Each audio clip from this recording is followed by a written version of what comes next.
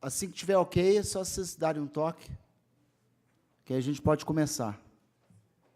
So just wait, estamos esperando um ajuste técnico. É esse? Teve uma hora que o Bismarck bateu o pé aqui.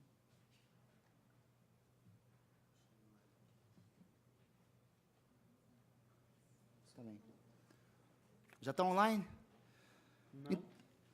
Não, dá um restart, dá um... Ele lá em cima já deu. Tá. Ok. Online. Pronto, então, so we are online now. We have the Facebook, lasicor.secor. Lasicor.secor on Facebook para questiones, for questions, and we are online, so I'm pleased to start the session. This is an interactive panel for all of us over here and our guests over the internet, and also those who are viewing the transmission. This is the very first time that we do it, but so far it's working well. I'm pleased to invite to the table our guests. I'm going to start with those who are over the Zoom, and then I will invite those who are physically present here. So I'm pleased to introduce you to Tomás Aguayo. Tomás, please. Hello. Oh, okay. Tomás Aguayo. Tomás is a PhD in chemistry at the Conservation Science Unit at the Chile National Center for Conservation and Restoration in Chile. And Tomás will be speaking for both himself and Maria Fernanda Espinosa, who is an environmental biologist at the same Chile National Center for Conservation and Restoration. I'm also pleased to say hello and to invite over the Zoom meeting Mario Mar Fernandez Reguera, who is a course representative of the Master's Course in Movable Cultural Heritage, and also he's creating the Art Studies Laboratory at the University of Los Andes in Colombia. And also Daniele Fonseca, who is course coordinator at the Conservation Restoration of Movable Cultural Properties undergraduate course at the Federal University of Pelotas in Rio Grande do Sul in Brazil. And Daniel Andrade, who is course coordinator and head of laboratory at the Conservation Restoration of Cultural Properties course undergraduate at the Federal University of Rio de Janeiro, Brazil. I'm also pleased to invite to the table our the members of the table, the panelists, Luca Pezzati, coordinator of the Hyperion Cultural Heritage Network. He's also at the National Research Council of Italy. Professor Antonio Candeias, who is director of the Hercules Laboratory at the University of Évora in Portugal. Professora Thais Sanjad, please, who is head of LACORE at the Federal University of Pará in Brazil. You can stay here as well as you wish, because the format will be this. This camera will be moving around, okay, according to who's speaking. Everything is being transmitted, and the microphone also will be moving around, and we'll give the word to our guests over the Zoom. And then the members of the panel will have the chance to discuss, and also it's going to be open for everyone in this session. So thank you very much, and we start with the sequence already agreed, which will be, the first speaker is Tomás Aguayo. Please, Tomás. Okay, thank you for your introduction, and I would like to thank also to the organizing committee for the opportunity to show us what we do here in our institution, and to talk about mainly the topic of this meeting, that is collaborations, as I understand. And for that, I prepare a selection of topics that are related with what with what we face in this institution and the development of our research. For that, I would like to start speaking about our institution that is has moved now in the present year actually from the Ministry of Education to the new Ministry of Culture, Arts and Heritage. This change, if you want, has made and actually it has made like I would say that move us from the bottom of an institution to an upper part of another one. When we were in the Ministry of Education, we were just hanging from there in the last branch of the organigram. Now we are a few steps below the ministry, the minister herself actually. That is a really good opportunity for us in order to improve a lot of things that were not as good and when we were in the Ministry of Education, and thus allowing us uh, to be more visible for the community. Our institution is in this the National Center of Conservation and Restoration is inside this new branch that is related with specifically with heritage. And our mission as an institution is to promote the conservation and the research of Chilean cultural heritage. And from that uh, framework, if you want, we are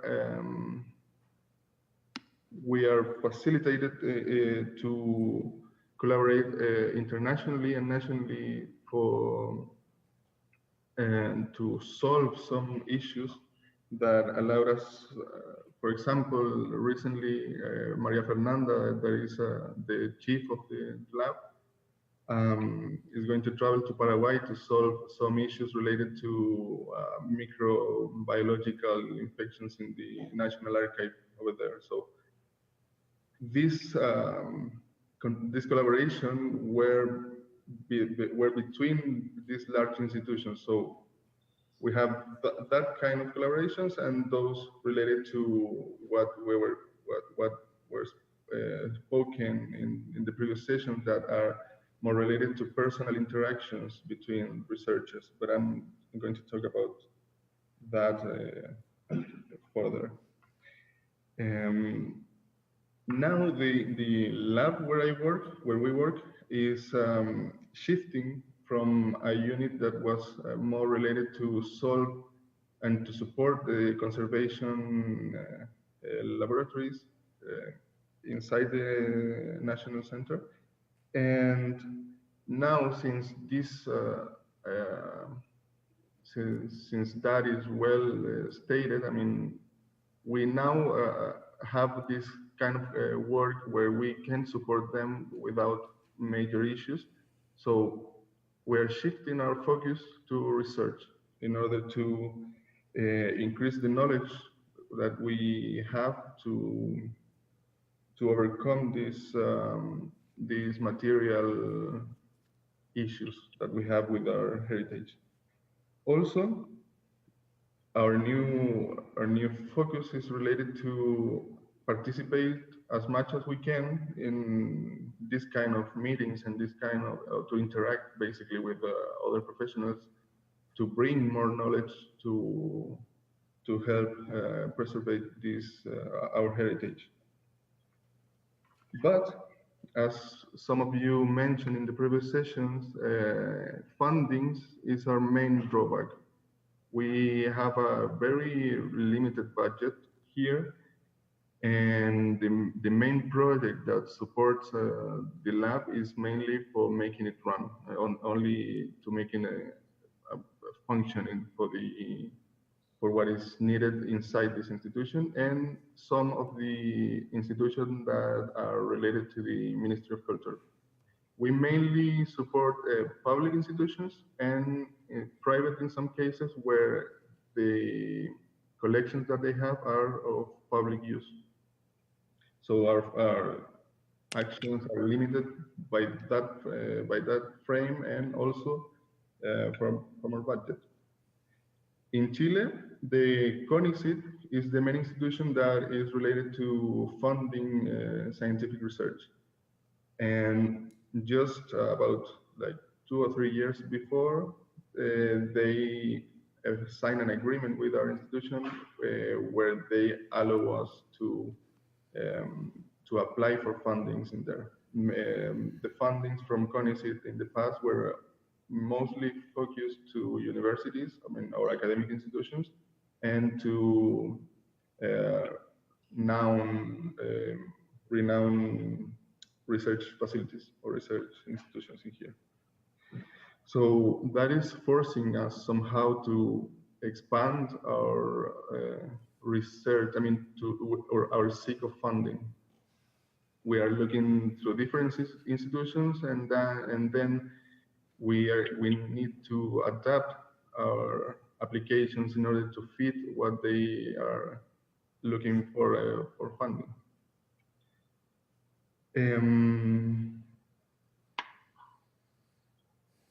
For the collaborations themselves, we in this in governmental frame, we collaborate with different kind of national institutions that are mostly museums, as I told you before, and some universities and some other departments from the government.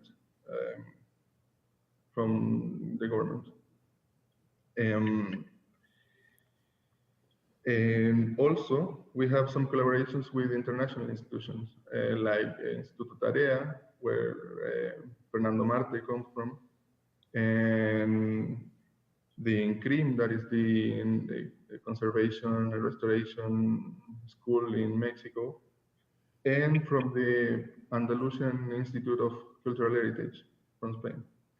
Most of those collaborations are not specifically related to conservation science, but we've been able to collaborate in that sense with those institutions briefly and for some very specific topics. So those are mostly collaborations that are built to enhance the conservation procedures and that kind of areas. As I mentioned before, most of the collaborations that are related to some scientific topics are due to personal interactions from meetings. Actually, in 2011, I met Dalva Faria in a conference here in the north of Chile, where we started a collaboration that were really fruitful, actually, and hopefully we will maintain that collaboration in the future. But since we have really a limited budget, it's difficult for us to maintain the attendance to those meetings, and we are looking constantly for funding. And then we've been going to different stays abroad, so we can keep this context. For example, with the CSIC in Madrid, with the IBEA Institute in the Basque Country in Spain as well.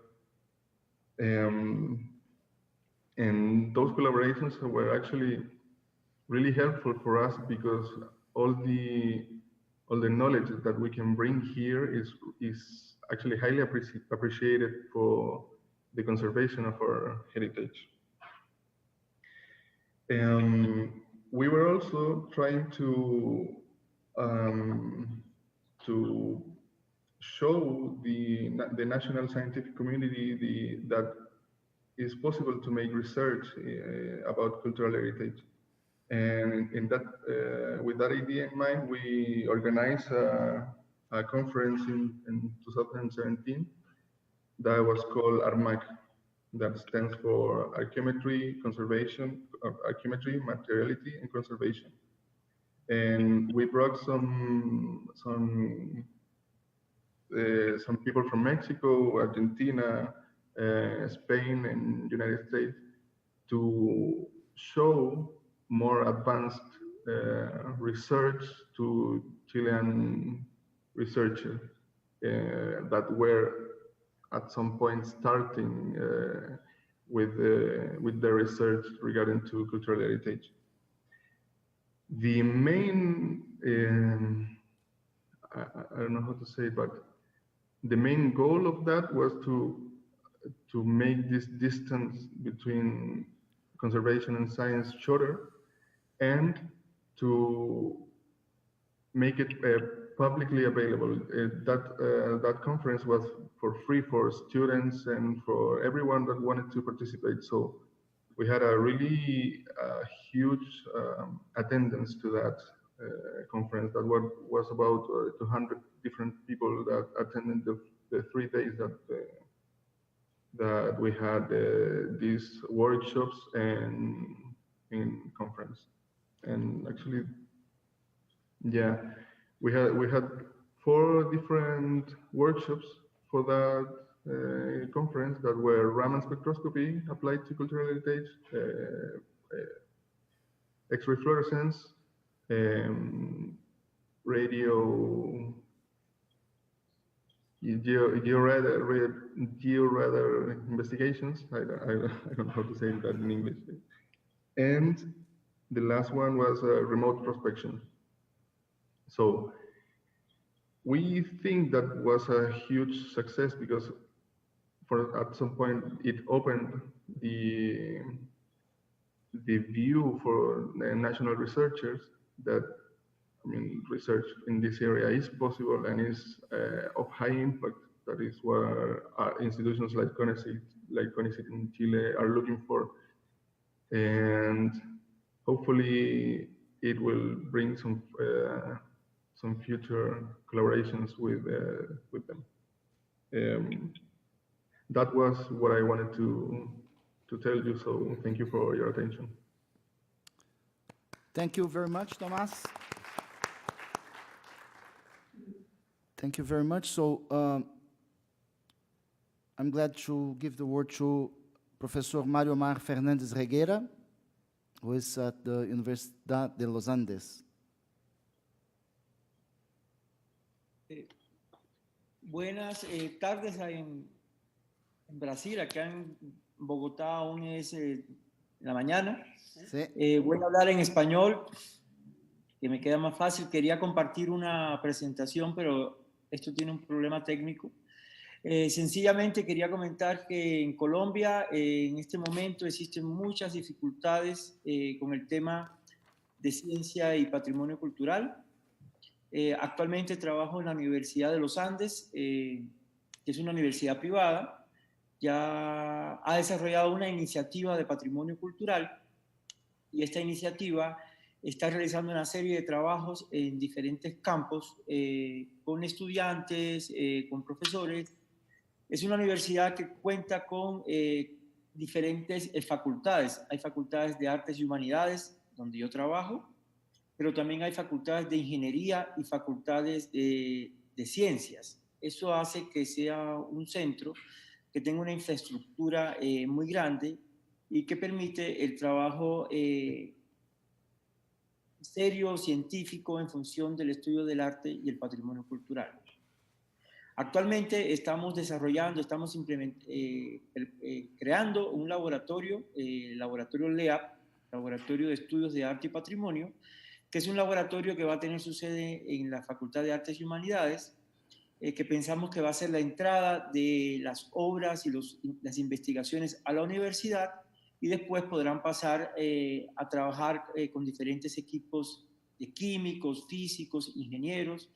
Contamos con muchísimos equipos de alta calidad, como un microscopio electrónico de barrido de última generación, bueno, todas las técnicas analíticas que pueden ponerse en función del patrimonio cultural y que lamentablemente en Colombia solamente se realizan de manera aislada. No existe una trayectoria como la que existe en Brasil o México, que conocemos que son los países en América Latina que tienen un trabajo, digamos, interdisciplinario y unos laboratorios de un amplio espectro de trabajo.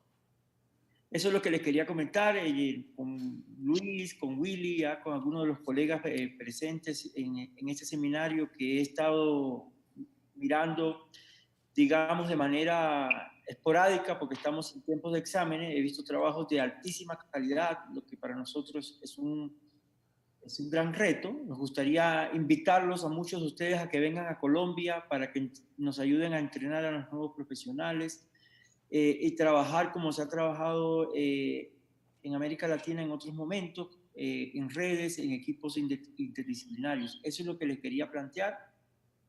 Estamos apenas en este momento volviendo a organizarnos, estamos construyendo un laboratorio grande y que nos gustaría y que estamos muy interesados en invitarlos y participar con ustedes en algunos proyectos. Y que nos pone muy contento el trabajo que vienen realizando. Queremos felicitar a Brasil por estar a la vanguardia siempre en estos temas de ciencia, arte y patrimonio, y seguiremos en contacto. Muchas gracias.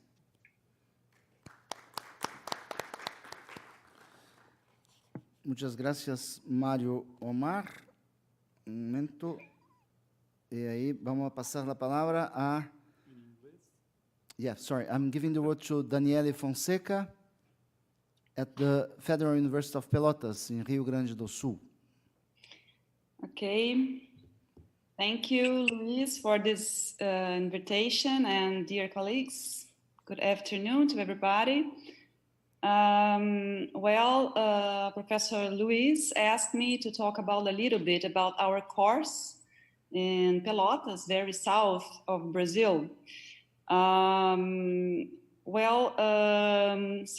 months ago, on August, we could make a party to celebrate our 10 years for the foundation of the course. And this creation was resulted from a series of initiatives, some actions, projects, all of that focused on the discussions about memory and heritage in different approaches and manifestations in different institutions of our city, Pelotas.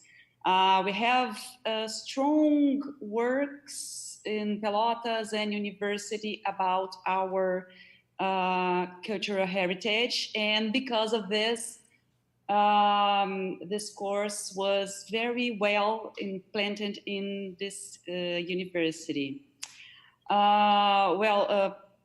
Just as a smart history about this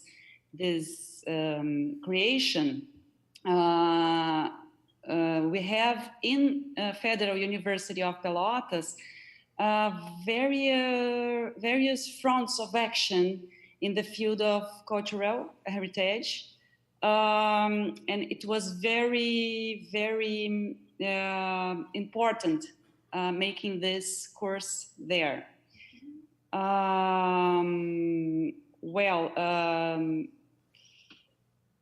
For example, we have courses of museology. The museology was created in 2006. We have courses on post-graduation programs in social memory.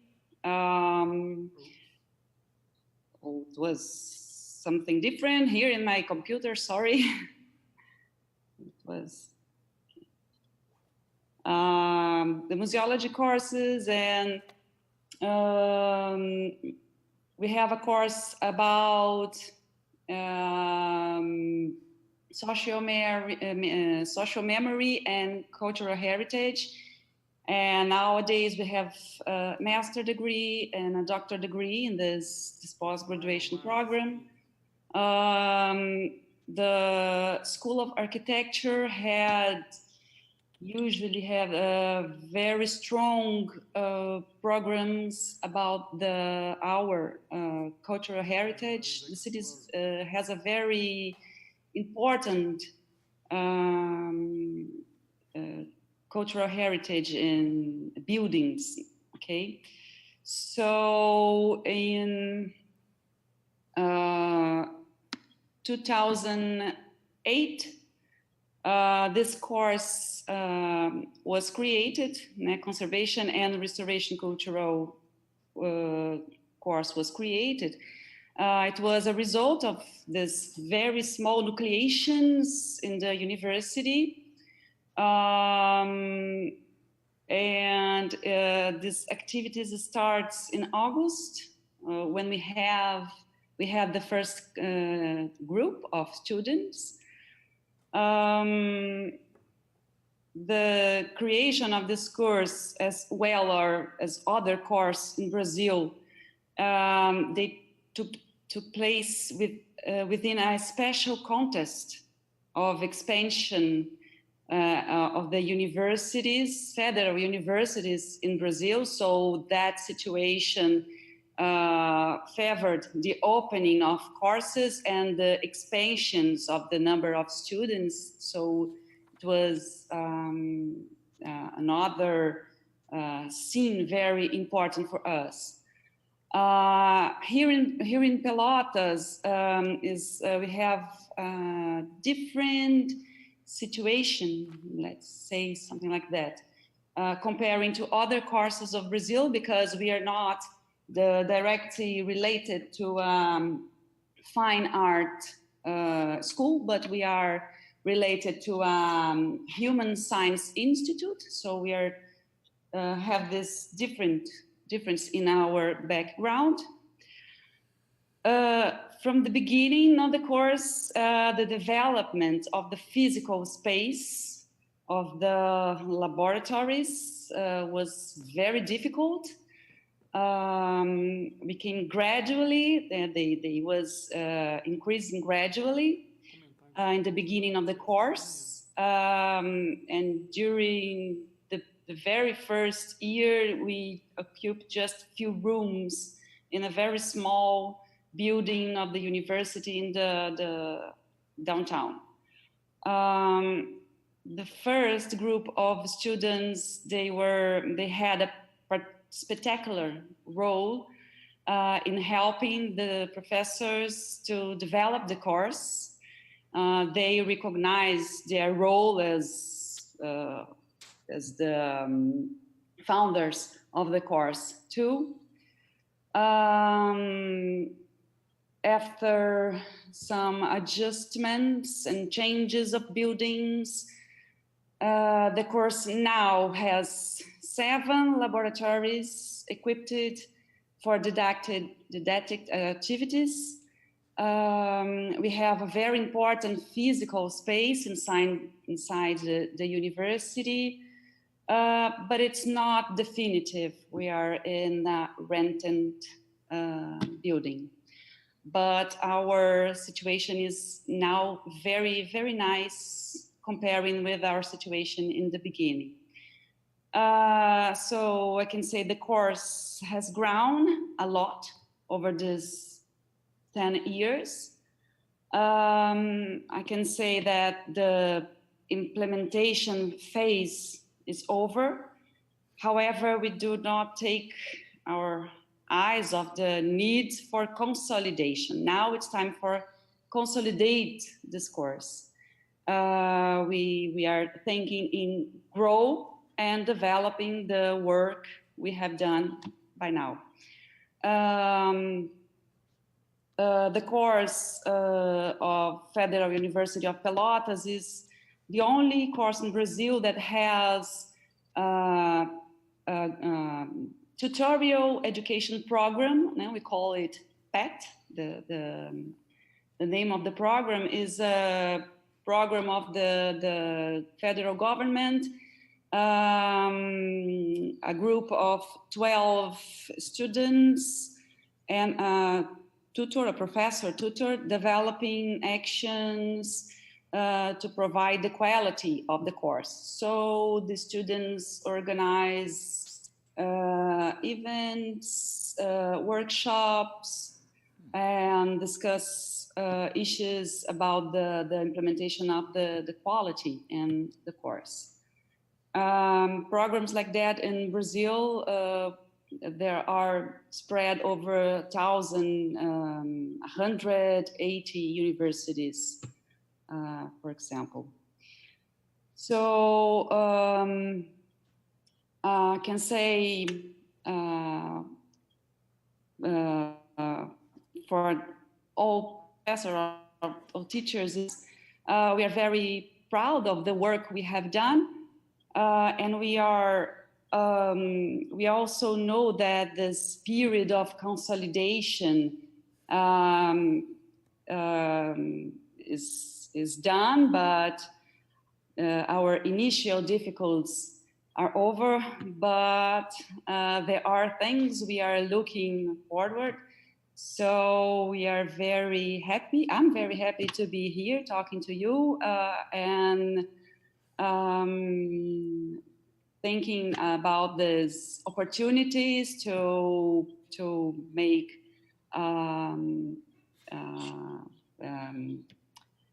these kinds of nets in research. So now our attention is getting in this direction. So I think is what I can say in this very few minutes for our course. And if you want to know something else, please, you can ask. Thank you very much. Thank you. So, Daniel Andrade. Sorry, Daniel Aguiar. Aguiar. Yes. Daniel Aguiar is a course coordinator at the Federal University of Rio, and he's also head of laboratory. Please, you have the word. Okay, can you hear me properly? Yes. Okay. Hi, everyone. Firstly, I would like to apologize my absence at the meeting, but I could not organize myself to make a trip to Belo Horizonte. In addition, I would like to congratulate the Antecipa leadership choosing this important initiative that can be yield very excellent collaborations in Latin America. I'm sorry, let me introduce myself. My name is Daniel Aguiar. I'm a professor at the School of Fine Arts in Federal University of Rio de Janeiro, where I teach heritage science, especially chemistry involved in heritage science, okay? Likewise, the Daniele course, our course has difficulties in the beginning, but we are fighting against the educational system that it's funding problems for education and for the research. Okay, my master's and my master and my PhD is in the chemistry scope, especially in materials characterization by solid state NMR. It's not a technique widely used in cultural heritage, but thermal analysis, FTIR, X-ray diffraction, and especially quantum mechanics calculations. I have a little bit different formation among heritage scientists, okay? Since quantum mechanics calculations is not so usual for heritage science. But here we are working very well in theoretical approach. Since 2016, I founded a new lab and School of Fine Arts called LESIC, where I should do my investigations. However, due to the economic crisis, the lab do not have its structure finished. Okay. In addition, in July of this year, 2018, the lab was stolen during my vacations, and the my high performance computing infrastructure was moved to a lab partner in the physical chemistry department at the Chemistry Institute. So today, our lab have insufficient infrastructure to perform some research out of the remarkable history of being the first scientific laboratory in 200 years of the School of Fine Arts.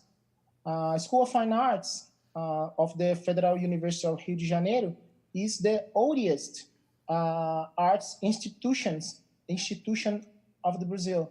And our lab is the first scientific laboratory in 200 years. It's so important to cultural heritage research for us. In order to achieve the best operation of the lab, we have two strategies here. First, collaboration with the Chemistry Institute. Chemistry Institute is not specific for heritage research, but we have very close collaboration for Chemistry Institute, and is going easy, okay? And submitting projects for funding agencies. We are waiting for some applying. Since I developed my PhD at the Chemistry Institute, some collaborations sounds natural for, and since 2015, I have a very close collaboration to an electrochemistry laboratory here, where I work today, and I stay here in the lab in this conference. We are developing two research lines in this laboratory and in the School of Fine Arts laboratory. We are searching for new corrosion inhibitors, okay, for copper sulfates, and new varnishes stabilizers. In terms of corrosion inhibitors, we are very focused in theoretical studies of copper sulfates, especially in absorption of the calculation of absorption energies from quantum mechanics calculations. Okay, in this project, we basically buy copper sulfates for copper zero and copper oxides, some copper oxides, and we able to absorb some inhibitor computationally. Okay, so sorry, from in silico, okay, and calculate this energy, and we able to create a virtual screening from lead compounds of the best copper inhibitors. Okay, it's a very cheap strategy instead of organic synthesis, right? We are able to take some energies and geometric parameters in account to create this virtual screening. It's close for structure activity relationship of these lead compounds. Okay, basically, this project is in this scope, but we are very exciting with the results. In fact, we are very interested in computational simulations at the solid state framework, since this methodology is the frontier of the science in this kind of investigation. We strongly believe that cultural heritage also wins with a focused but basic research. And our interest now is focused in Cooper inhibition of oxidation. I have a student developing this project from the Chemistry Institute. And we are make some other researches outside the heritage area too. In terms of varnishes, the more our research beginning from culture conservation student is about the photooxidative behavior of damar, regalres, and paraloid from use some flavors of lamps, including some commercial LEDs available in Brazilian market. Okay, basically the experimental design of this project, it's about force an artificial aging in our varnishes and follow this degradation by FTIR measurements. Since FTIR the lab don't have a spectrometer, the samples are sent to Federal Institute of Science and Technology here in Rio de Janeiro. While the corrosion project is developed by a chemistry student, the varnish project was developed by a conservation and restoration student.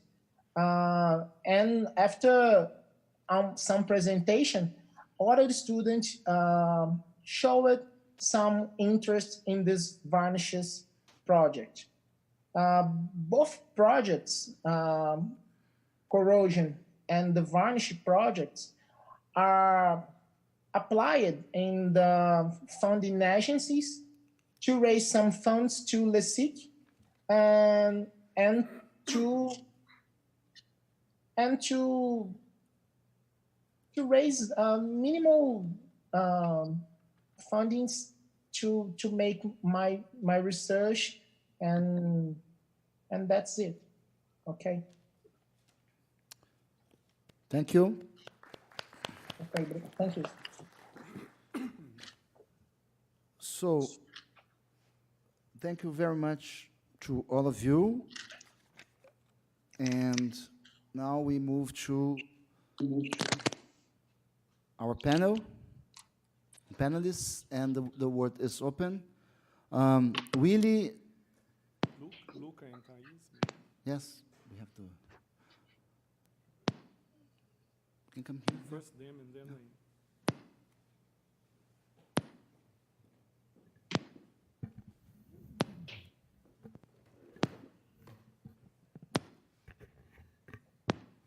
This one? Well, they cannot see the sign from here. Thank you all for connecting in this remote session. Can you hear me? I hope so. Well, thank you to all of you for explaining the experiences around this big continent. But I must say that I'm particularly glad about hearing Daniel speaking of heritage science in terms of basic science, because because it's exactly what I lamented a few days ago, that we all hear things that we are doing applied science only. But as long as we continue thinking of heritage science as only applied science, we will never be able to build theoretical basis to something that, in my opinion, is in need. We still are using Kubel-Kamann theory for, for absorption, but maybe something better could have been developed. I blame the fact that probably lack of resources is the major inhibitor in transforming this in a truly advanced scientific domain. But probably is also our attitude. So I'm very glad to hear you with this kind of attitude, that you have theoretical basic research on heritage. Well, I hope, I don't know, I need to justify my presence here after all. And so I will very briefly tell you what is happening. 3 years ago, we started with a meeting here in Belo Horizonte with a group, and 3 years ago, that group became Antecipa. I was here when they signed the initial version of the consortium. 3 years ago, we were an European project delivering infrastructure services, so delivering advanced services for research, portable instrument, access to large-scale facilities, access to archives. In the same 3 years, and we are back again in Belo Horizonte, in these last 3 years in Europe, several things happened. In most of large countries in Europe, networks on cultural heritage started to be assembled in each country as nodes of what we are working for transform into the European research infrastructure for heritage science. And now in several countries, there are already national infrastructures for heritage science. The case of France, the case of Poland, the case of Spain, they are going on assembling. Portugal, they already have a network. Italy, UK. So practically speaking, in a few years, I think that all your collaboration you may have with Europe will be collaboration with some member of IRIS. That is the infrastructure that we are trying to launch in 2-3 years from now. So we had this meeting with Antecipa. In the meantime, also Antecipa grew, even if this is the first meeting. And what is that we are doing? Antecipa 3 years ago committed to adopt and implement a model in order that we can have a better cooperation. So the model that we are trying to establish in Europe, and in the same time, Antecipa is trying to establish here, the model of infrastructure that we are trying to build. If we start with equal model, the collaboration for the years to come for our scientists in this domain will clearly be easier, especially because we are adding a new element to this game, which is the digital element, the digital platform, so the possibility of exchanging digital data and on creating together or using digital tools on those data. It's something that could clearly be a big support to a real cooperation, even over such long distances as distances between here and Europe, physical distances, I know. So we cannot expect that researchers from South America usually go to Europe using the physical services of the infrastructure. And that is why we would like that those physical services be implemented here. And we saw that you have wonderful chances. There's lots of capacities, lots of infrastructures already here. So it's just a matter of finding a way of operating these infrastructures together. So creating network and having this network to possibly cooperate at international level. The good point is that we are all in transition. IRIS is not yet an European infrastructure. We plan to launch the formal consortium in 2021, 2022 maybe. And so we are having a transitional phase together. But the good point is that while we are having this transitional phase, we are already talking each other.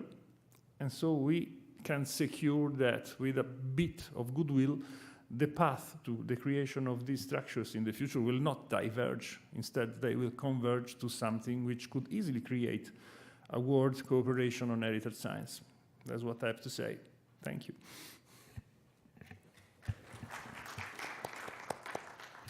Thank you, Luca.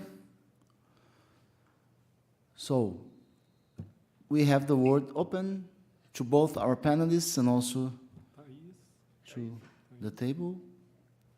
Yeah, Thais, since you are just beginning one course, I think it would be a good opportunity to.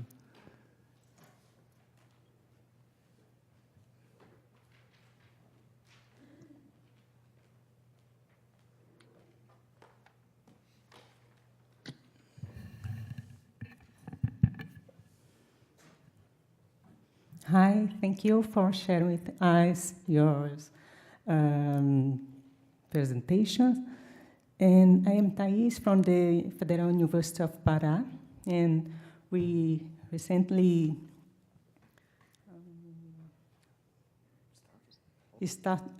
opened an undergraduation course on conservation and restoration, and post-graduation too. And your experience are very important to us because it's very important, because it's all the things are new for us next year. And there is I have a friend that she said all the time that we can help each other. And I think that it's the most way for us to, how do you say? To overcome the obstacles. Yes, to overcome the obstacles that we need in Brazil and Latin America. And thank you. I'm here to stay together and help each other. Thank you.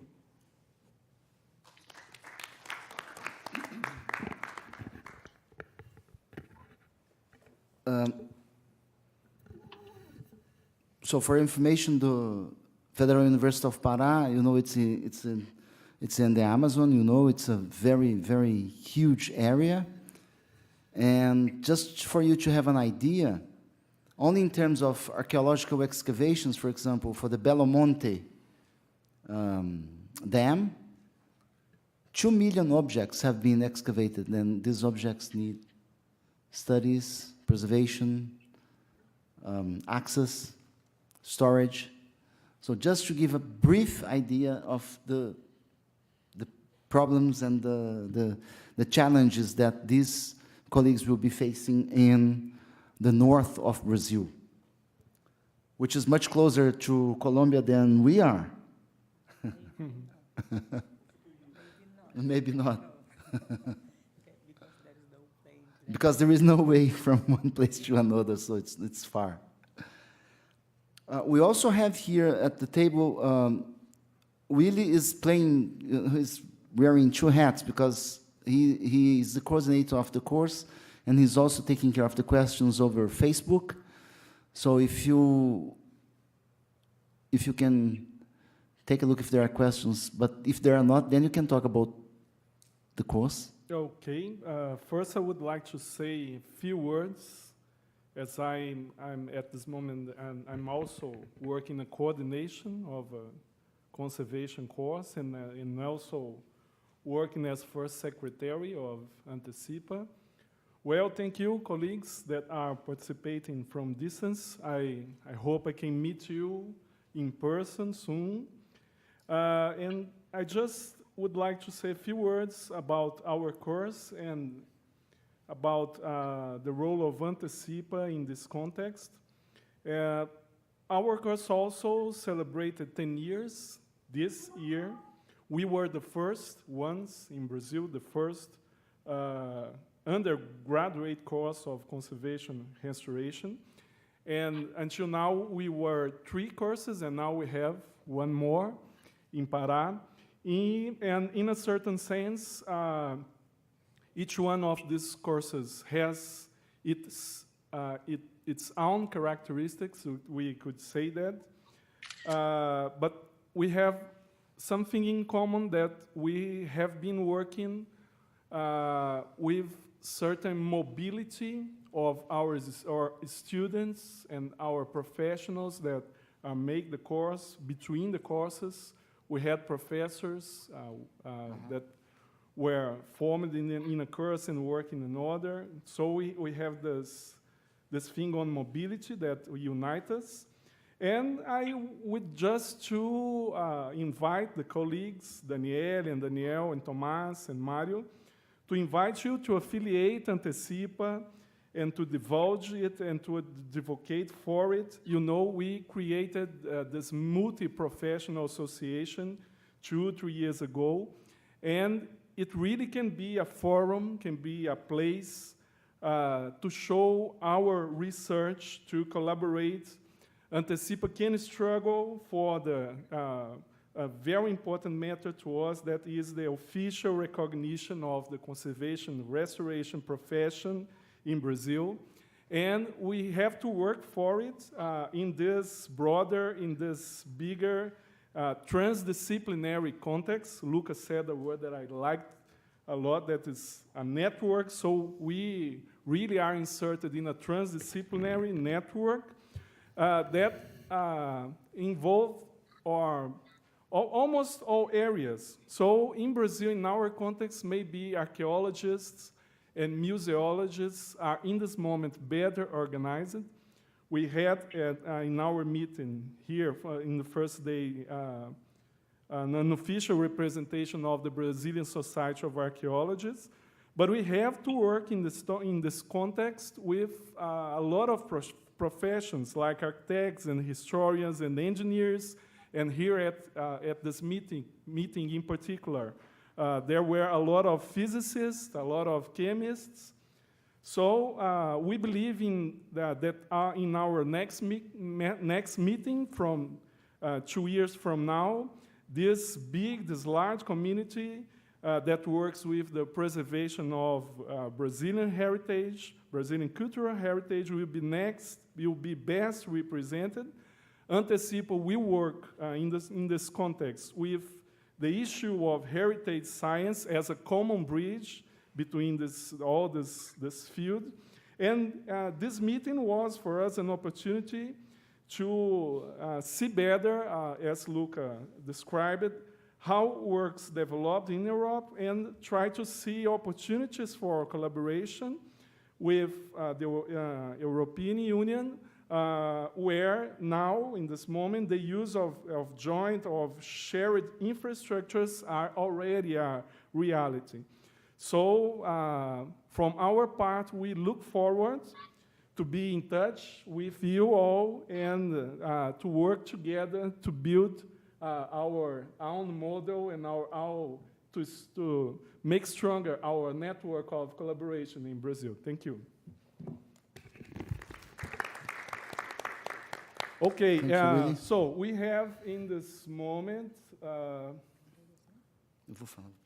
like 5 people joining the online transmission. And actually, we had a comment on Michael Vopalensky's presentation in the morning, made by Patricia Melo Laval, that said, what a nice presentation from Michael. I found interesting the application of those techniques on manuscripts, and I wanted to know more. It's possible to have access to presentation.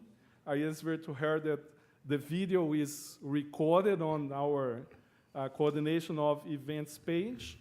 And I also found interesting the comment of Eliana Melo when she shared the link that she just pointed that together we are stronger. I found very nice that comment. I'd like to ask if Professor Candeias, during the 10 years of our undergraduate course, we've had lots of opportunities to have our students. They went to Portugal, and some of them did internships in Coimbra, in Porto, but also in Évora. And of course, because of the language facility and the language exchange, if you could say a few words.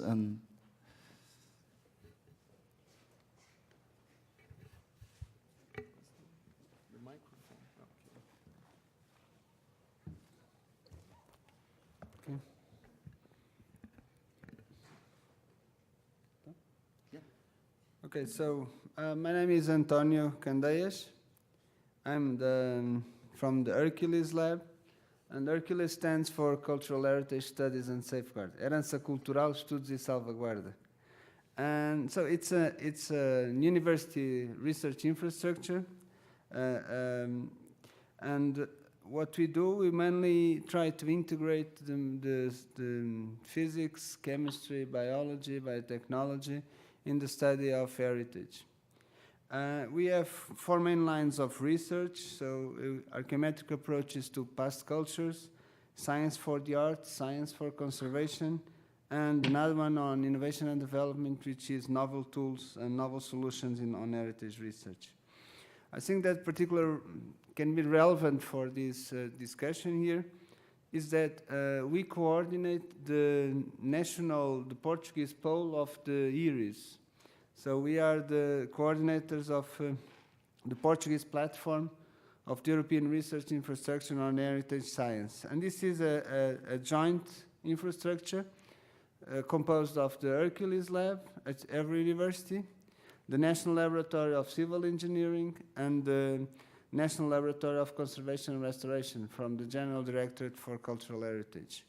And basically what we have done, so we have joined resources, and we are now fully operational. And that's due to the fact that we were able to have some funding and to enter in the national roadmap of strategic research infrastructures. And this allowed us to upgrade the infrastructures of all these labs. For instance, we are now investing in our MoLab lab, in our mobile lab, to reinforce its capabilities. And we were able also to hire two people for each lab, 2 researchers. And at the moment, we've opened already a call for access to the infrastructure, and the access is free for the users. And we have now opened a new call. So we open 2 calls per year. So that's the idea. So this is the first year. So we have just opened the second call for access. Just to understand, in the first call we got 20 projects approved. So we are now we are still having giving access to these 20 projects, but we already opened the new call. So I think between 20 and 30 projects per pool. So the future, well, the future is that we have to understand is how to integrate these national platforms, these national poles, within the pan-European infrastructure. And this is, of course, because each one has its own dynamics, so we have to see how we can do the integrated European IRIS. And of course, then we can extend this to the other continents and to our partner institutions, for instance, here in America. So I don't have anything else to say. Anyway, I also like the simulations. We also do density functional theory simulations, but on dyes, on dyes and metals. But that's a nice thing.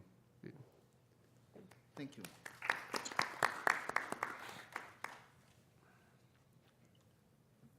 So we are on time. We still have a few minutes. If any of yes.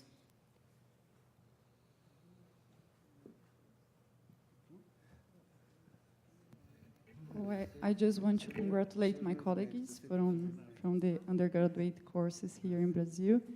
And I would like to add that in São Paulo, we don't have right now an undergraduate course in conservation, but we have in the museology post-graduation course a research line that Professor Dalva, who was here, and Marcia Risuto, they are coordinating programs, masters. And so I am one of these students who are right now doing research in the conservation field, and that using the facilities that University of São Paulo has. So maybe we can add also this in the mapping that we are now doing. And I have a suggestion that I guess I studied in CRIM, and Tomás told something about that. And when I was in CRIM in Mexico City, we had some laboratories there, a chemistry and a biologist working with us. And then what happens that I have used UNAM facilities. So although in CRIM we really don't have all the infrastructure it needs, but it has a good dialogue with other universities near. So I guess it's a good form of working. I had the opportunity to be there and work in this forum. And I have just a suggestion that when in the conservation field, we have a list that it's called DIST list. So it's a list, an international one, that someone can write. And if I have a question like, oh, I'm using a new material I have never tried before, have someone tried, I can just write, and someone in a part of the world will answer me and say, oh, I have experienced this. And so it really works. And so as a kind of suggestion since NTCP's beginning, maybe we can create this list. So improve our networking here. Thank you. Thank you.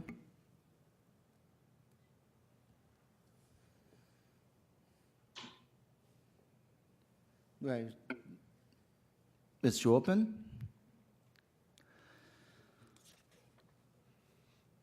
We have 7 people watching through the internet, so if they want to some observation or some comments, the Facebook page is open at facebook.com/lasicor.secor.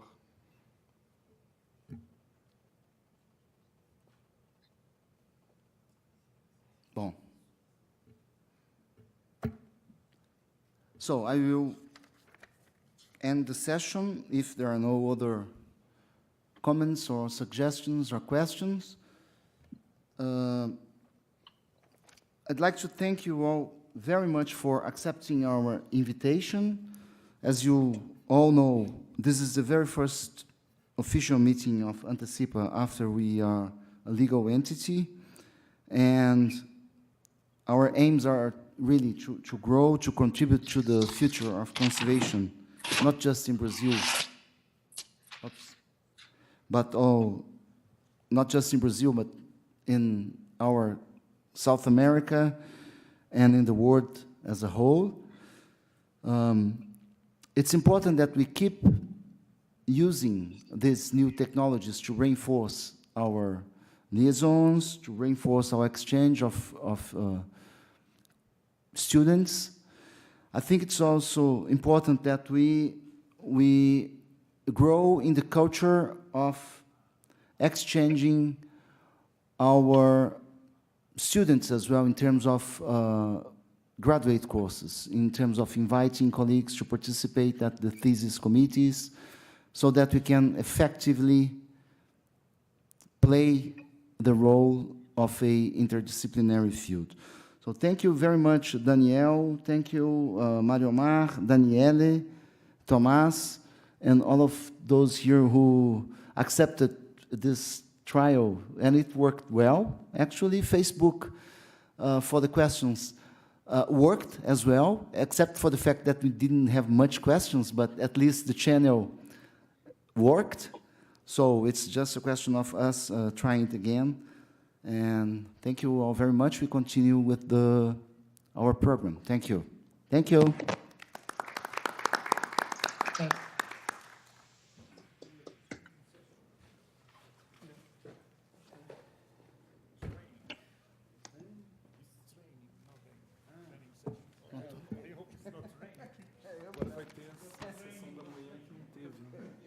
Yeah.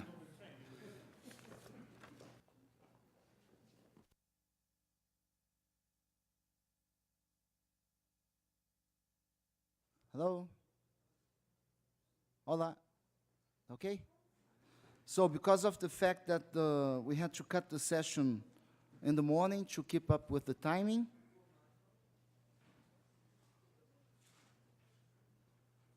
we have now a half-an-hour session on education and training. the two speakers are Michael Wopolensky and Fernando Martins. So I'm glad to invite Michael to speak. You have 15 minutes, followed by Fernando Martins, who also have 15 minutes. Thank you.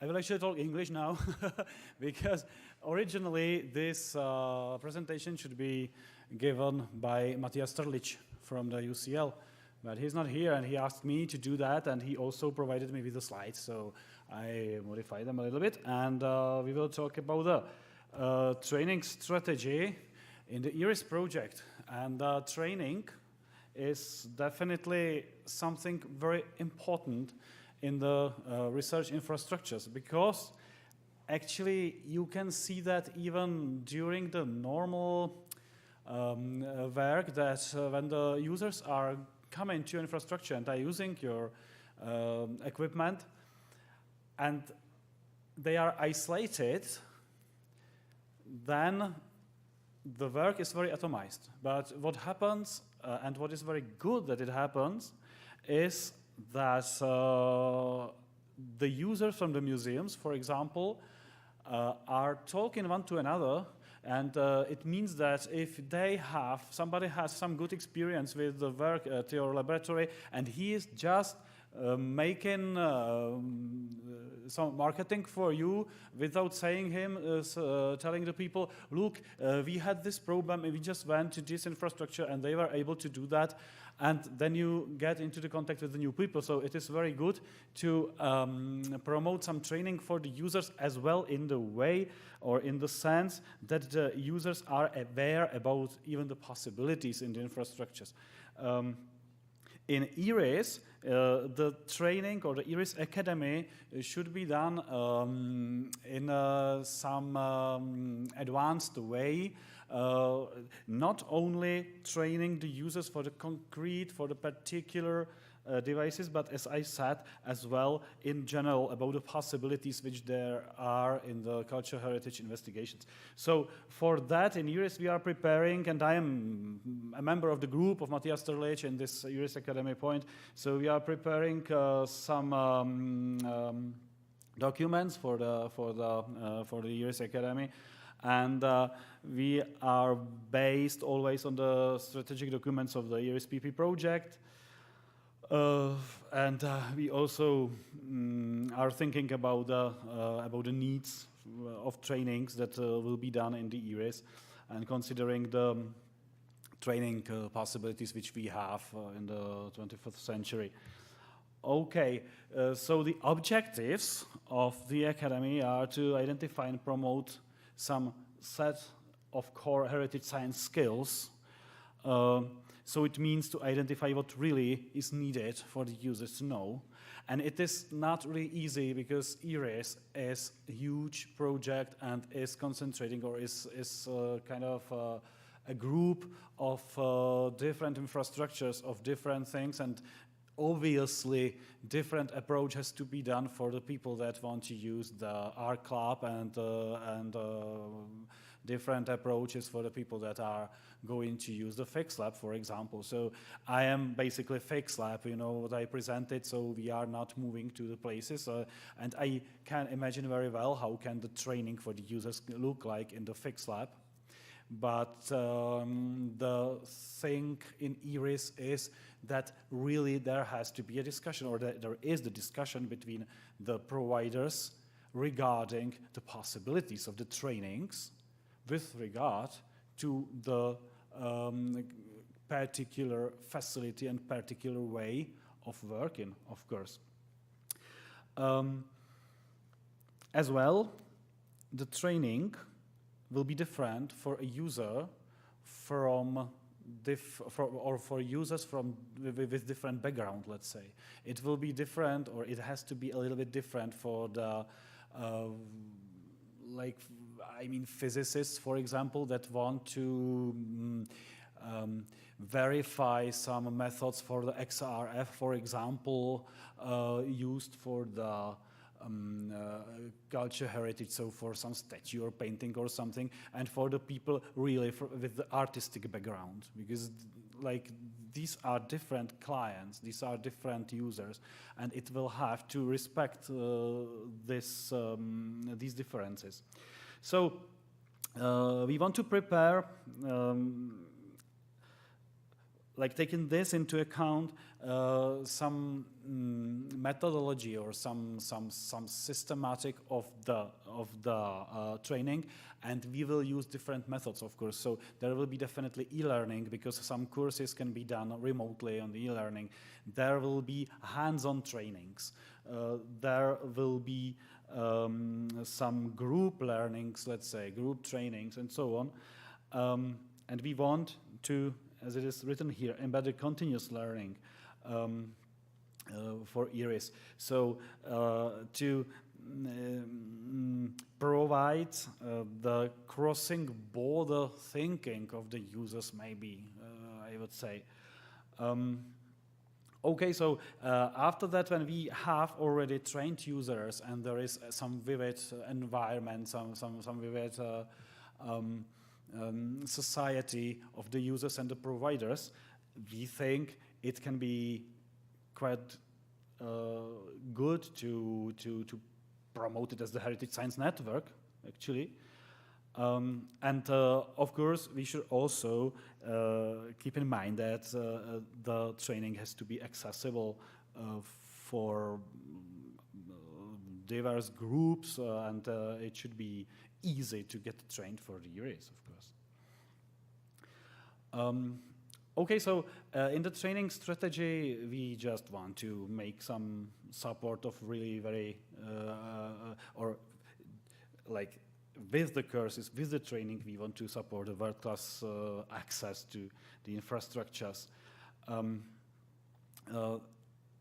these are things that I already said, like if the training is good, we also can promote crossing the boundaries between the fields of knowledge, of course. The question is also, what is it interdisciplinary? Because in the modern world, like every field of science is developing in very isolated way on one side, but on the other side there are more and more intersections at the same time. So actually it is not really as easy to define the interdisciplinarity as it was in the medieval times. For example, it was quite nice because the science was very well categorized. Now it is not so true anymore. But definitely heritage science and the training for heritage science will be interdisciplinary training, of course. So what we think in IRIS Academy, how to do that, there will be the trainings organized by IRIS. There will be network of institutions which will deliver training in terms of IRIS. And we want to have a good network, as I already mentioned, of the IRIS alumni. So it means somebody who used IRIS, well, and these people should somehow be actually still active after the service for them was done, or we should take some advantage of having done the service for them, in the sense that we should have the feedback from them and improve continuously. So for that, we will also need some indicators of the training, and I will get to that in the next slides. Considering the needs or the ways how to make the training, there are the training needs. There are another category is which skills are needed. Another category is the expertise sharing, and all together is a holistic approach to the training, let's say. So the groups to be trained actually are the users and as well the providers, because the providers also have to know how to make the trainings. Like there should be some common methodology for that, and there should be some common, let's say, categorization and way how to assess the trainings. So it should be, I don't say uniform around years, but it should be kind of unified across the facilities. Okay, so when we are talking about the skills that are needed, we based our thinking on the catalog of skills which is needed to ensure the quality, and you can see that in the graphic which is on the slide. We should also always look at the current needs, so there should be some continuous review of what is needed at the time, which skills are needed now, because of course the facilities are developing all the time. So during the preparation then of the training, the courses will have to be prepared like online learning, like hands-on training, the training based on some research cases, let's say, of course peer-to-peer learning as well, and all these methods will be part of the IRIS Academy, of course. So there will be also some facility for group learning, for a general group training, and it will be probably based in Florence, or it is almost clear that it should be based in Florence, some basic education center for IRIS. Okay, in this we also need to avoid the application, not to waste the resources, of course. And for that, signpost the educational training opportunities which are available in IRIS. And we are also thinking about the interaction with other big projects. So it means with Hyperion, with Parthenos, with iChrome, and so on.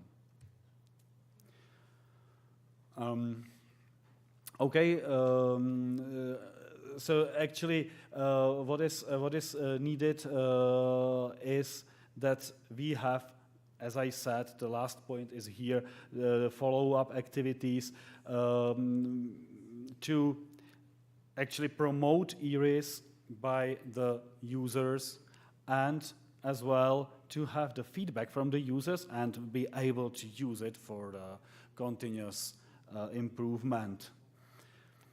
So, what will be needed for the IRIS Academy? Of course, there are the requirements on the facilities and the logistics. There are the requirements to the technology, and there are requirements of money, of course, as always.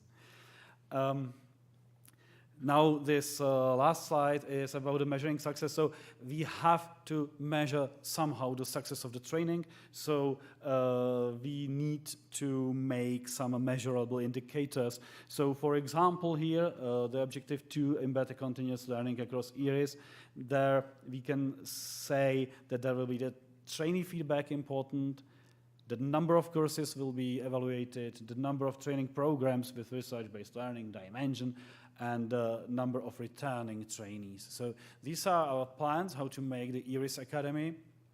It is kind of a new approach. We really want to do it well in order I'm a little bit repeating myself, but this is kind of a conclusion, in order not only to train the users for using the facility and the infrastructure, and that's it, but to make, to promote with this training also the possible development of the users and of the providers in order to get better and better results from the cooperation between the providers and the users. So, thank you very much. Here there is the address to Mattia, because as I said, the slides are prepared by him. But of course, you can also contact me in case of any questions or whatsoever. Thank you.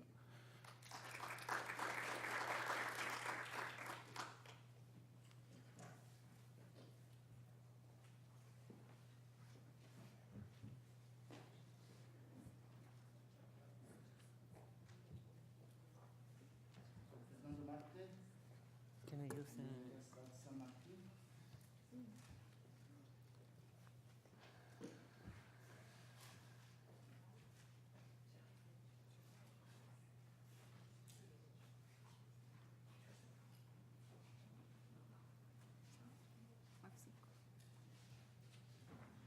Obrigado.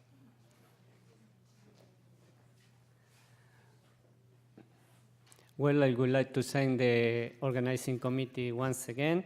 It's been a wonderful couple of days. I have learned a lot, and I'm coming back with a lot of questions and doubts, which is, from my point of view, very good for a Congress.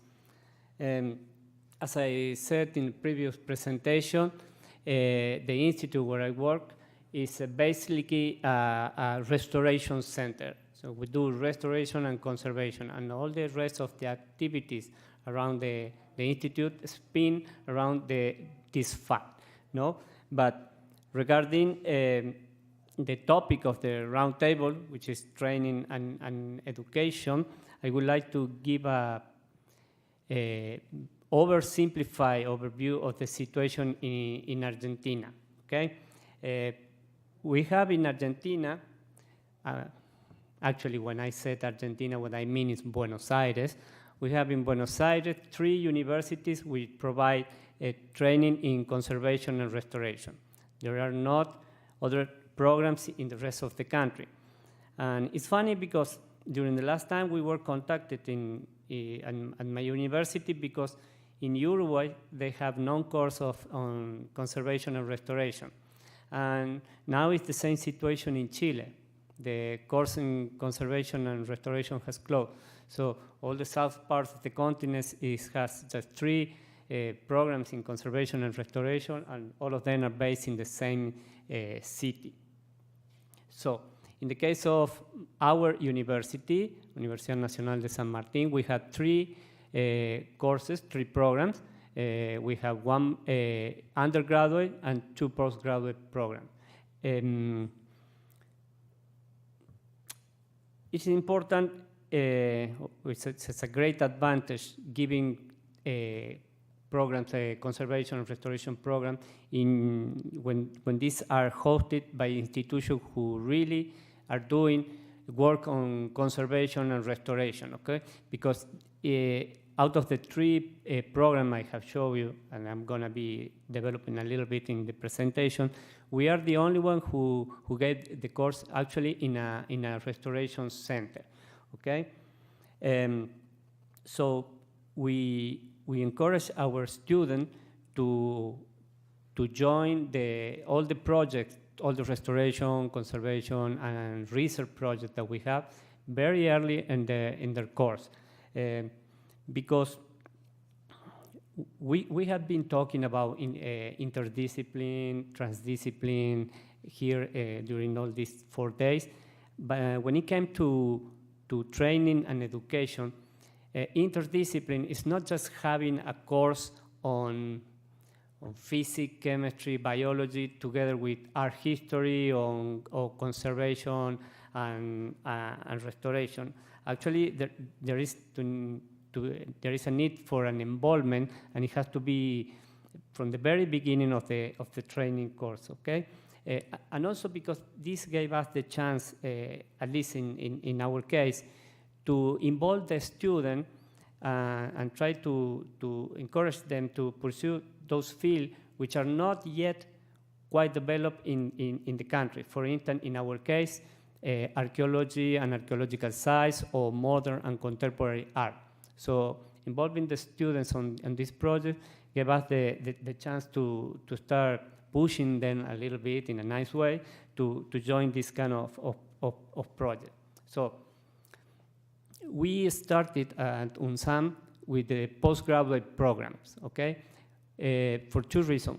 One was because the two other universities has already the two undergraduate programs going on when we started. And because of that, the second reason is we thought that there was a need for more specific training. So, and we opened these two postgraduate program with the focus on fine arts and archives. These are the characteristics of the two courses. The first one is the specialization, and the second, the one below, is the master program. The difference being one extra semester and the scope of the final work. Well, for the presentation, they need to submit an integrative report. For the master thesis, of course, they have to develop a thesis. These are the requirements, these are the people for who the training program are meant. As you can see, they need to have a degree either in fine arts, in art history, or chemistry, physics, or biology, okay? So these are the goals for the training course. We are supposed to give them tools to be able to restore and preserve, to do research in the case of the master program, and to coordinate restoration and conservation projects. This is not easy when you have just actually 4 semesters for the master program and just 3 for the specialization. The drawbacks of our program is that actually the call for new candidates is closed. And because of the requirement that you saw, it's different to level in 3 semesters, people coming from chemistry, from art history, fine arts, or conservation and restoration. The other problem that we facing is that we have a delay in the presentation of the thesis. The student goes, they take all the courses, but they do not write down the thesis. So we start to do a survey, and actually the problem is that they don't get anything out of the training program. So the job do not improve the quality of their job. They do not get a rise in their salary. So they're going there just to get the knowledge, and that's it. So for them, in some way, writing down a thesis is like a waste of time. And the other point is that when we opened the undergraduate program, there was an overlapping on some of the courses, so we closed the course. We're organizing the program in having in mind now the undergraduate program. The undergraduate program is, of course, also based in practice. We try that students spend as much time studying that as practicing conservation and restoration. It lasts 4 years, meaning 8 semesters. 2,600 hours, but this is tricky because if you see the requirement, they need to have a previous year in another university. So actually it's just 3 years, meaning 6 semesters, okay? And as I said before, when we did a survey of the other program, we saw that there was a lack of practical support. They were just studying restoration and conservation in a classroom. So we wanted to give them something different. Okay, because of all we have heard here during these 3 days. But when we developed the curricula of our program, we decided to add 200 hours of practice that they have to do by themselves in our institution. It turned out to be a little problem because we have a maximum amount of candidates, 15 candidates per year, which means that we have, as a professor, to deal with 3,000 hours of practice per year. because these are individual. So it's just one student working with the professor in any restoration project that we have in the institute at the moment. The drawback is selecting the candidate because of the requirement that they need to have a previous year in chemistry, in art history, or whatever. It's difficult then to level in the first year all the different backgrounds that they're coming from. Also, dealing with the number of candidates. We have a maximum number of 15 because it's a very expensive program, since we have to provide for them with materials to do all the restoration, and because of the time, as I was explaining before. So we take just 15, okay? But if there is a problem and some of them quit the program, at the end we may have to be a course, dealing with a course that's of 5 or 6 people. So we have to balance very carefully the amount of people that we receive every year. And also, as I said before, because they need to have a previous year, we have only just 3 years to train them. On the other hand, the other two programs that are offered in Argentina, one is UMSA, Universidad del Museo Social Argentino. It's a private university, meaning that the students have to pay, while the other two, UNA and our university, they're national university, and therefore they're free for the student. The first one is a private one, it's a 4 years program, and the second one, UNA, Universidad Nacional de Arte, that it was called previously UNA, Instituto Universitario Nacional de Arte. It has a program that is supposed to be also a 4 year program, but actually if you see, they have 57 courses to follow. So at the end, they end up doing the full program in about 6 or 7 years, so it's quite long. And besides that, this program lacks of the opportunity for the student to participate in actual and real restoration projects, okay? So we've been talking about interdiscipline a lot during these 4 days. Given the characteristic of our field, cultural heritage, interdiscipline is advisable, if not mandatory, after all we had heard, but it could be a challenge when dealing with training programs. But it could be also the best chance that we have to do interdiscipline a reality too, okay? Thank you very much.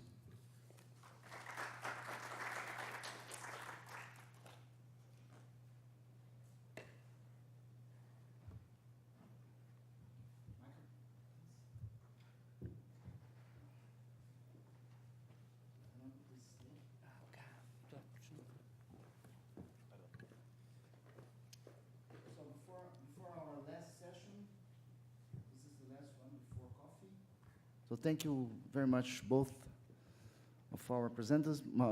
Michał Wopolensky here presented the material which was prepared by Matthias Starlich, yes, from the University College London, and Fernando about his own programs and other in Buenos Aires, Argentina. So please, it's open. I think we've covered most of the training courses in conservation together with our speakers in the last session. It's practically covered. And it's open, the word. We have a few former students of our undergraduate courses who are already enrolled in graduate programs. So maybe this could be a good opportunity for us to listen, to hear a bit about your experience, because you've gone through, you are at the PhD training level now, both of you. The interns going PhD. Yes. You can speak in Portuguese, it can help you.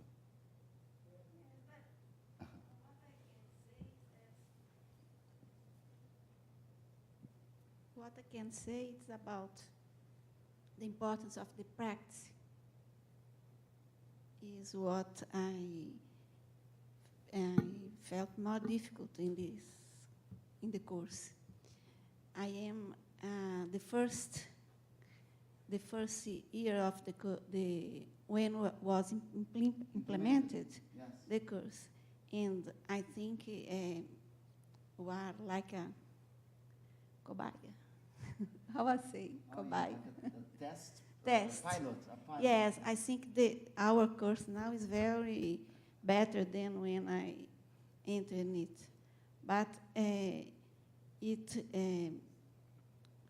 gave me a lot of interest and impulse, because now I'm in the master. No, you're at the PhD level PhD, already. yes, yes. And it's important também our effort, how I say, our interest in become better. So depends the course and the student as well. Luis, she said about the practice at the beginning. I completely agree with you. Practice is one of the most important components from the training of this field. You know, how can you train someone in restoration or conservation just with a projector and board? And I mean, if you don't have access to the real problem, to the real object, you cannot train a problem. And that's one of the most important challenges that we're facing, because we agree with you so much that we put 200 hours of practice for each student, but now we have to deal, as I said, with 3,000 hours per student, per year of training. So aside from giving the course and doing the research or whatever.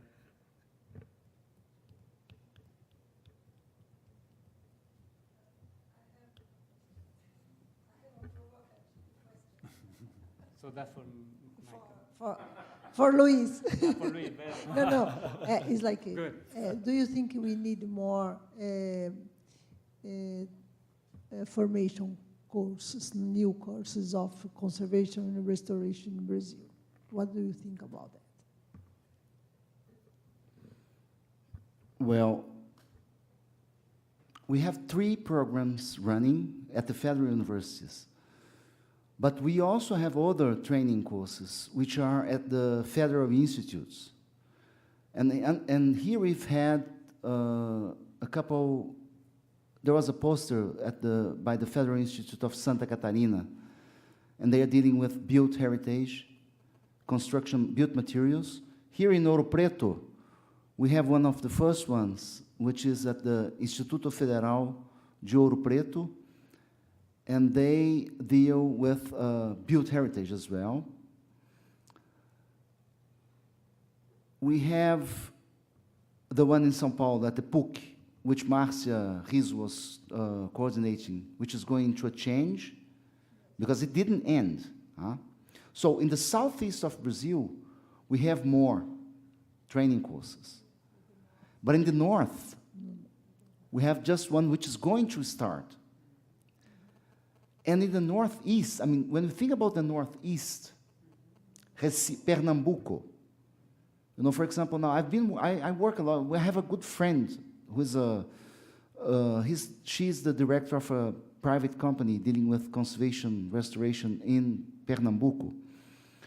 She's working on the ceiling of a church, which is Conceição dos Militares. It's an 18th century gilded church, gilded the retablos, the painted, the ceiling. Her company has been hired by IFAM. They are taking off 300 square meters of overpaint. So it's a 3 years work. If we go next week, starting on Monday, the 3 courses, Pelotas, Rio, and Minas, we received a request, not an invitation, it was a request by IFAM, because IFAM has new professionals coming in through exams, you know, national, examinations. They have about, only for Minas Gerais, 40 new professionals will be hired. And they are going to be the fiscals. They are going to be making the fiscalization of the restoration courses all over Minas, these 40 ones, and the other ones in the rest of Brazil. They have no training in conservation at all.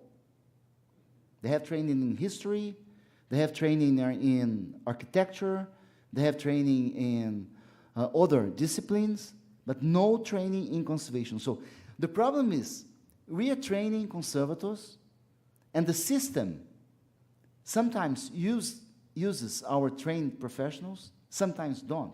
So IFAN requested us to organize a distance learning. It's not an academic course, it's a collaboration for their new professionals. So we are going to start this next Tuesday.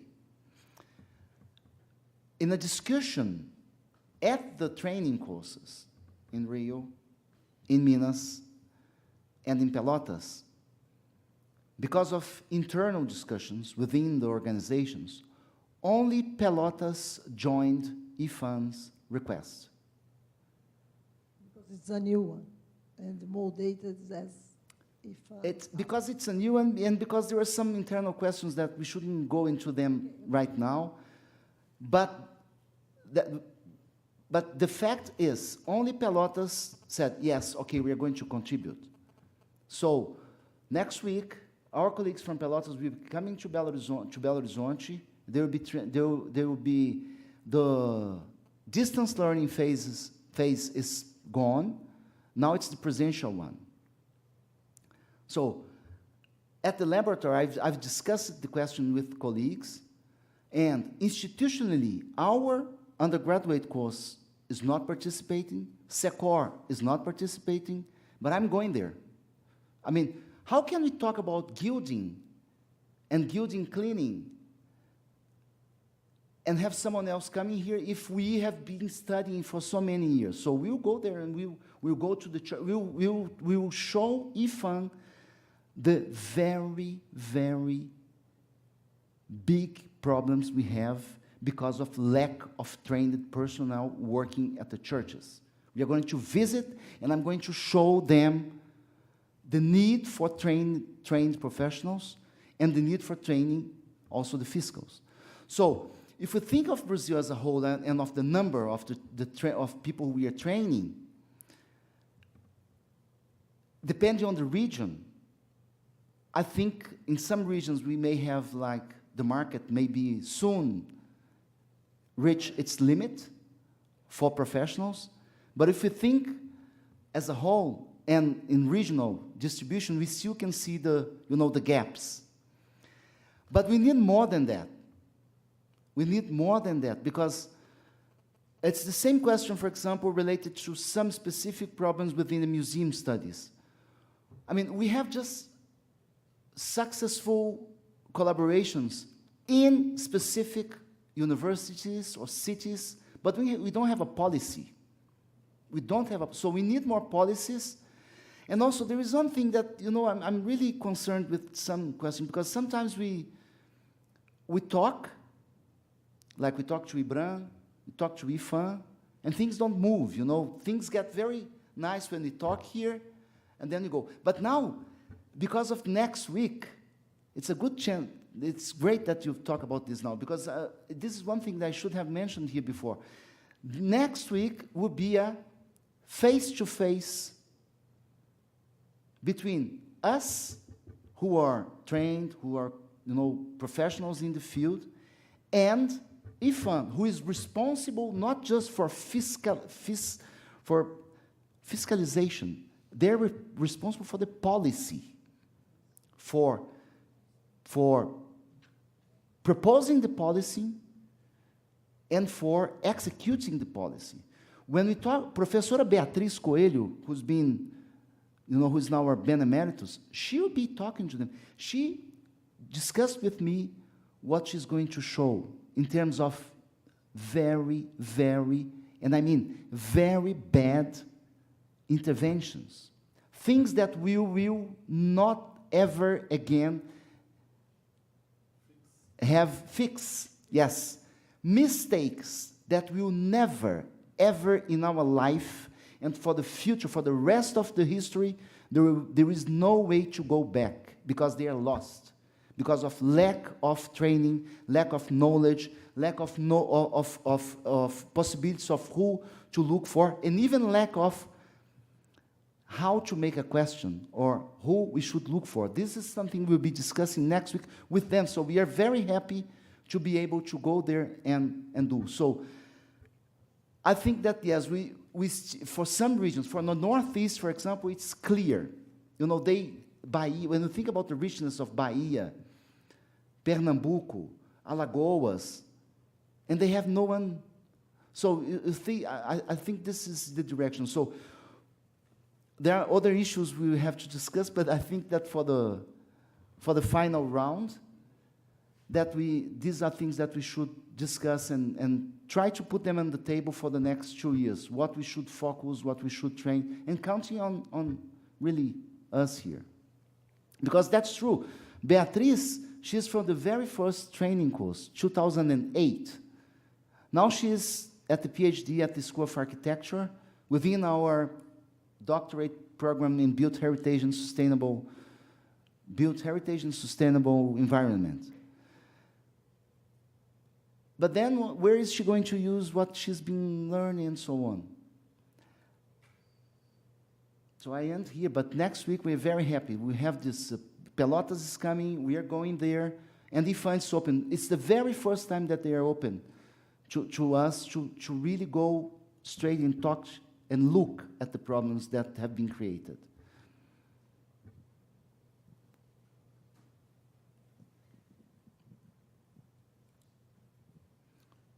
So it's 3:30, should we go for, it's the last coffee, so maybe now we can have a good break for coffee? Yeah, and then we wrap up the meeting after the coffee break. Is that okay? Thank you very much, Michael and Fernando. Thank you all.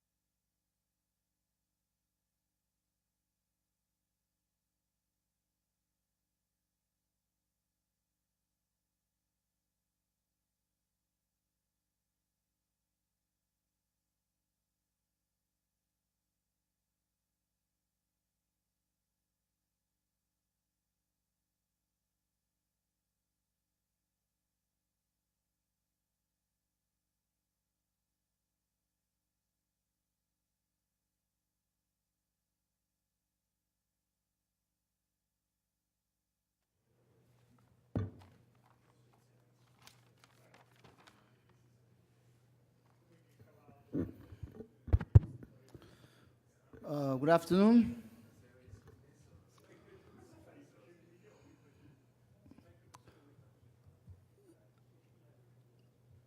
So this is the last session of the meeting. So it's now time to put, yeah, você pode ligar a luz aqui para nós, por favor? So it's time to think about specific actions and horizons and deliverables, as our colleagues say. Action items. Yes, action items. Deliverables. And then the remarks will be just the closing remarks, but I think that the most important now is to really set up item actions for the future. So please, Fernando. Argentina. And I'm here. Willy is playing his role as secretary of Antecipa, so he'll be making a list of the points. And the microphone for the We have a microphone here. We have everything. No, we need a pen and a paper and draw. That's right. And the lines of deliverable. So he's going to start to propose items for action. Yes, yes. Is it me? I have a deadline, you know. Well, I have a proposal. Okay, Let's do perfect. item actions. So, after you. Well, there are many issues that we will focus, but I think that in terms of our organization, in terms of Antecipa, now that we are legal entity and so on, that we have the new board just getting in. We talked about this last time, but now we have everything we need to map the infrastructure around the country. So we have points of contact in the north, in the northeast, in the south, center, west, and so on. So all the different needs that we have to identify, the structure, the possibilities, the names of the coordinators, the contact numbers, and so on, so that we have then, based on this, then we have to already be capable to define which group will constitute the fixed facilities, fixed labs, which group will be will be willing to constitute the mobile facilities, the archive facilities. The archive, we have to also talk to other institutions, museums, and so on. So this is also a good link that we have to bring museums to our discussions. And the DigiLab, this is a much bigger problem. For example, myself, our groups here, us in Brazil and Fernando in Argentina, we have hundreds of EDXRF spectra that we've been doing specifically devoted to the concrete artists in Brazil and in Argentina. All of the raw data, we have them, but we have to find a way to use this more, and so this is a big problem. The other ones are big problems as well, but this is one that we have to face and think very well about how to do it, so that we don't get to the middle of the road and say, we did this wrong, so because then there is no way back. So one of the things that we have to put in our perspective is this: who are our contacts, and how we are going to map us in Brazil, and to when?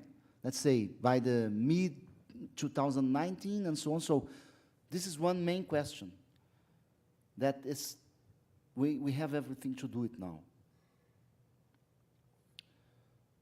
The other one is, based on the experience, next week, because of this training course with IFA, I will try to give a briefing to all of you after we finish, because this is a very good chance we have to talk to them specifically on specific issues regarding fiscalization and how we can produce. But one of the things that I was thinking is that next time when IFA does this, they can count on us. I mean, we have geology, we have chemistry, we have physics, we have all sorts of, needed and qualified professionals to work with them. So in my perspective, in particular next week, I make sure that we have IFAM as a partner. So I try to sign an agreement with them so that we can take care of that. Because anyway, our courses in conservation are also represented here. So we try to fit this gap and make it a positive one. So this, so far, these two are the ones that I think we should focus. And of course, there are many more, but we'll make a list and then we can discuss priorities and so on. So I think it's better now if we have the word open, and then we just throw all of the actions, and then we think about the But perspective. before opening the word, you need further points to be discussed, and I have, and maybe Fernando has as well. Yes. More than a point to add, I have a question to add. Having seen the interactive panel working so well, okay, having heard about all this sharing data within a global level, have you think about Antecipa playing a role beyond Brazil? You mentioned that we had this problem with, no problem, we had the challenge working on concrete art. So we come out with a common database that allow us to access all the data from any place. Have you thought about Antecipa playing a larger role further than Brazil? Well, me personally, yes, I think we can do it. I mean, this is why we've invited, and I don't think we have any problems in doing this. And because Brazil is already big, I mean, we are used to deal with big surface area, and you know, so I think it's one of the good targets as well. Sure. I think it doesn't make any. I think it doesn't make any sense to start something similar in another countries where we can all join the same institutions. Huh? That will make it easier to collaborate after. That is sure. That is sure. For us, for IRIS, it would be easier to collaborate with a big hub for the continent than with separate countries, because the world is big enough without create further division. But my opinion of politicians is we cannot force countries to if they don't want. So be prepared to have multiple solutions, even if this could be a good solution. Yeah. This should be the good solution. On my points, we have 3 years. At least this is the time frame on the European side. But I think 3 years is a good time frame also for you here in Antecipa. One point, I don't want to stay 3 years without meeting again. Yes. So, first issue, as I already told, I'm pointing to continue proposing in the next project, which I will submit on March 20, international cooperation. And as I said, my idea is that beginning 2021, so we can organize it with careful preparation, or mid-2021, we have such kind of a Pan-American workshop where we all meet, but well organized, people get in there, and we, with a program of further cooperation steps. That is what I have in mind. So my question, as I am here in Belo Horizonte, is this a good idea for Antecipa if we can materialize this plan? Because I have to speak with Tom Lerner Monday in Mexico and propose him to organize this in Los Angeles at the Getty Conservation Institute, where I think, just for the fact that I have a lot of money, I see this Pan-American workshop feasible. So before I proceed over a drink and I ask Tom, could you organize a workshop on heritage science for the whole of Americas? Is this here in Brazil seen as a good thing, or is it a problem? Please feel free to tell this. Well, maybe I can give my opinion in this case, because we've been working closely with the Getty Conservation Institute, both ourselves and Fernando. And since the project began in 2015, and since then, both Tom Lerner, Jean-Marie Teutonico, they've been here several times.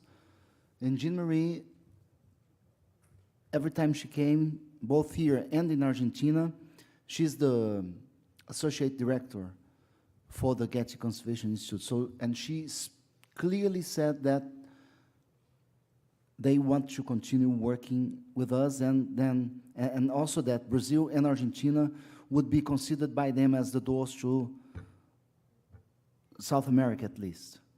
So, you know, the idea is to have a scientific, not just diplomatic, scientific Yes. workshop, general Yeah. workshop, and with co-organizing with the IRIS, the future riparian project, if this is approved. Otherwise, we will find other solutions. Yes. But no, but at least, and Fernando, right? She mentioned this not just to us, but even in public events. So, and Tom is the head of the scientific, so I don't think, you know, it's not against what they've said. It's in direct line with what they've said. of but course, it's, this will not be the only issue in the cooperation program. Sure. As I told you, the door of the Commission is still open. So on my list of action items is to connect with you, representing Anticipa, when your holidays are finished. Yes. Will that be end of January, beginning of February? After February 10, I am in deep troubles in Europe because I have to travel everywhere. Yeah, we have people here. Our vacation go until end of February, but we have people. End of February is a bit far because then we will begin our vacation. Yes, so. yeah. Yeah.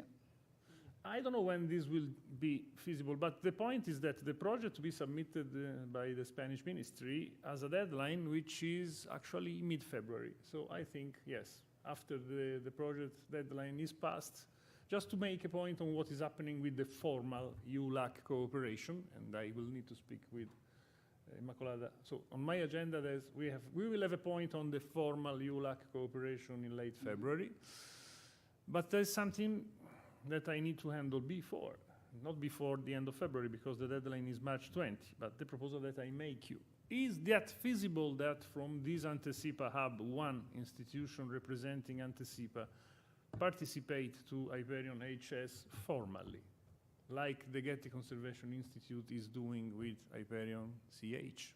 No, feasible, yes. I mean, we exist as a legal entity, and in terms of the European community, I don't know if Anticipa directly could participate. This is just, you need to verify with our coordination office, with Monique, things like that. Because you are new, and so I don't know if you have the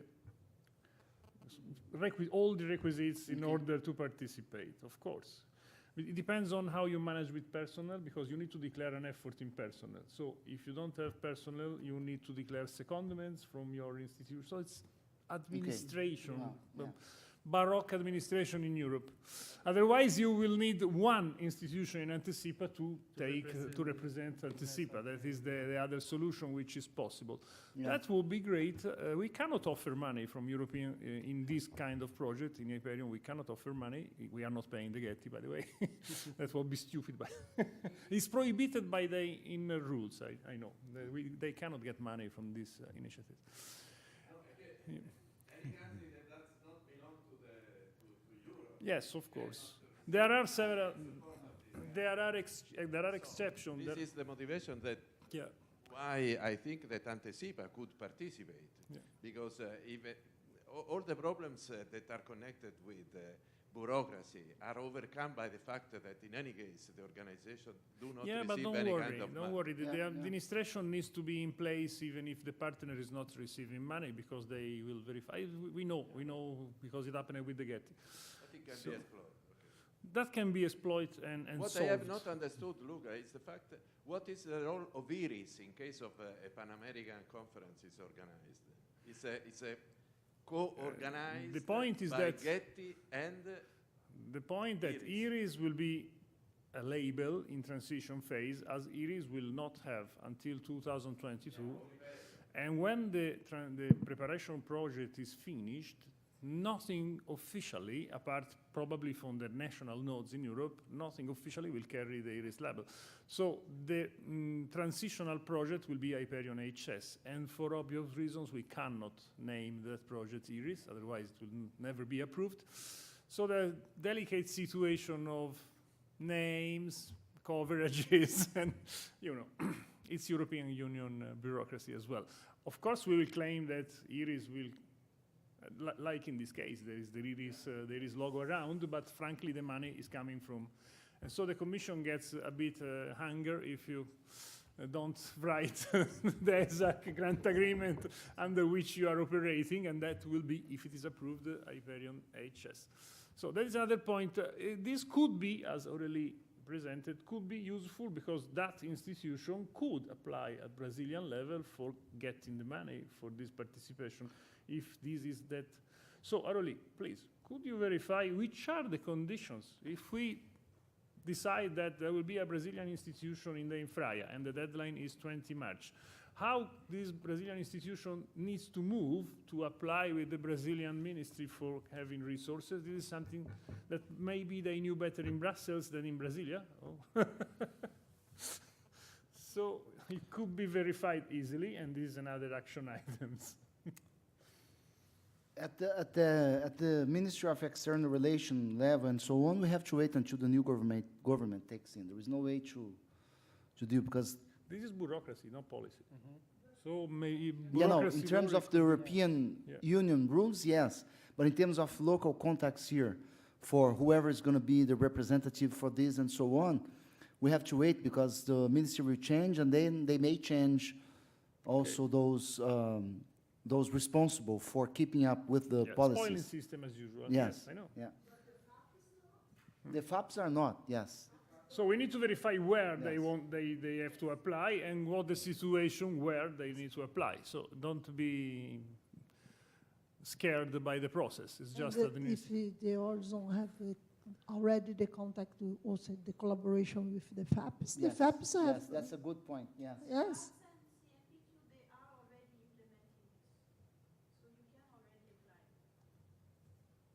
Yes, we have the FAPs. Yeah. I can talk, so particularly in São Paulo, I can talk with I FAPESP. will tell Monique to take care of this, Luis, and Monique Bossi for the coordination office. She's in charge of European project participation. So she will stay in touch with you upon this idea of having a Brazilian hub as a formal partner of Hyperion HS. That is to be solved before you go for holiday? Yeah. Or during the holidays. Yeah. No, don't worry. But you already have a date for the workshop? No, I asked you if I asked Tom, and then if Tom say yes, we will find a date. But then we need also to see the approval of the project, because we want. 3 houses. Of course, we can have the same workshop without the project, but in case we will need to find money in Europe to send people. So if there is a formal project coverage, but there are 2 chances to have formal international relationships coverage from Europe. One is the Hyperion HS, which will start formally in February 2020, if it is approved. Well, Hyperion is finishing money, but not the project. The project is finishing in October 2019. So the Hyperion project with the international cooperation in the Hyperion project is still open until October 2019. The second chance is that some way or some other way, this heritage science topic becomes a pilot study. In that case, I will be back to you to... Oh yeah, that would be great, but it's not very likely to happen. It's more likely to happen that it will be an unofficial pilot case. Okay. So we will see. I will meet the Mexican contact to this table. Por favor, dá para projetar a tela? Please tell me what you want to be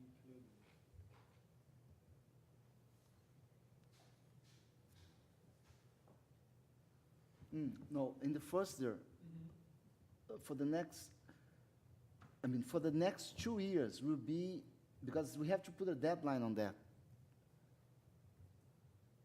Will it take 2 years to map Brazil? No, I think it's that's faster why. than No, that. that's why I'm saying that we have to put a well, deadline. Brazil is bigger, but I don't think you will map on food. That's you why I'm can saying take some planes. That's why I'm saying that for the next 2 years, but we have to put a deadline, not 2 years, of course.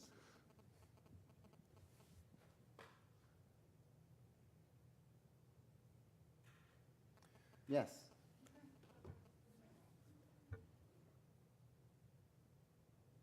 Yeah, fix mobile archive. Mhm.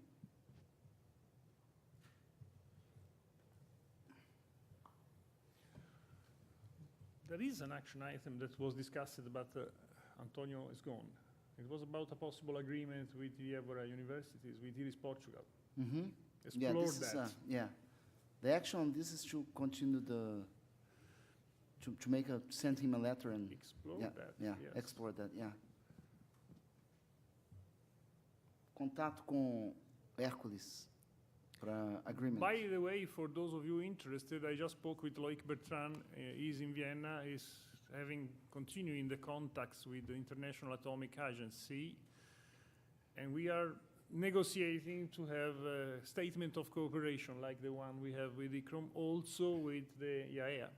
And it seems that this will be possible. So for those of you interested, all the nuclear physicists, this could be relevant. For all the non-physicists, I have an announcement that could sound non-interesting, but is a wonderful breakthrough. I just heard the coordinator of the Universal Time Machine Project, which is an initiative in Europe for spending a lot of money for digitizing archives and reconstructing the history in digital way. This Universal Time Machine, reconstructing situation, places, blah, blah, blah. It is a thing that I remember I sponsored, we Iris sponsored, because I met the rector of the University of Ca' Foscari, which was interested in the Venice time machine, which was the first experiment along these lines. And I remember the director of the CNR department at that time, Riccardo Pozzo, he phoned me, oh, this initiative, do you think we need to sponsor it? And I asked him, Riccardo, how many flagship in heritage and humanities do we have in Europe? Only this one. And you are asking me if we need to sponsor this? Obviously we need. Then I met the director, he asked me, can you, and we had joint sponsoring with Iris and Daria of the initiative. In the beginning, nobody knew. It's like when you are betting on the weakest horse. They believed not to survive the first screening, but they survived. And now the stage of examination is that there are only 6 flagship proposals remaining in Europe, and the time machine is first in the ranking with full marks 15 over 15. I think this is a revolution in scientific Europe, that a flagship from humanities is ranking first with all graphene project. Other flagship are things like the graphene project. So it's really a big breakthrough, and I think this is interesting also for the future of heritage science, because the sensitivity to humanities is increasing in good old Europe. Maybe we are realizing that's the only good thing that we are able to do. And finally, giving a stop to technology. Technology is better for Japanese. Well, okay, this is a really good news. Maybe the contrary. O contato com Hércules.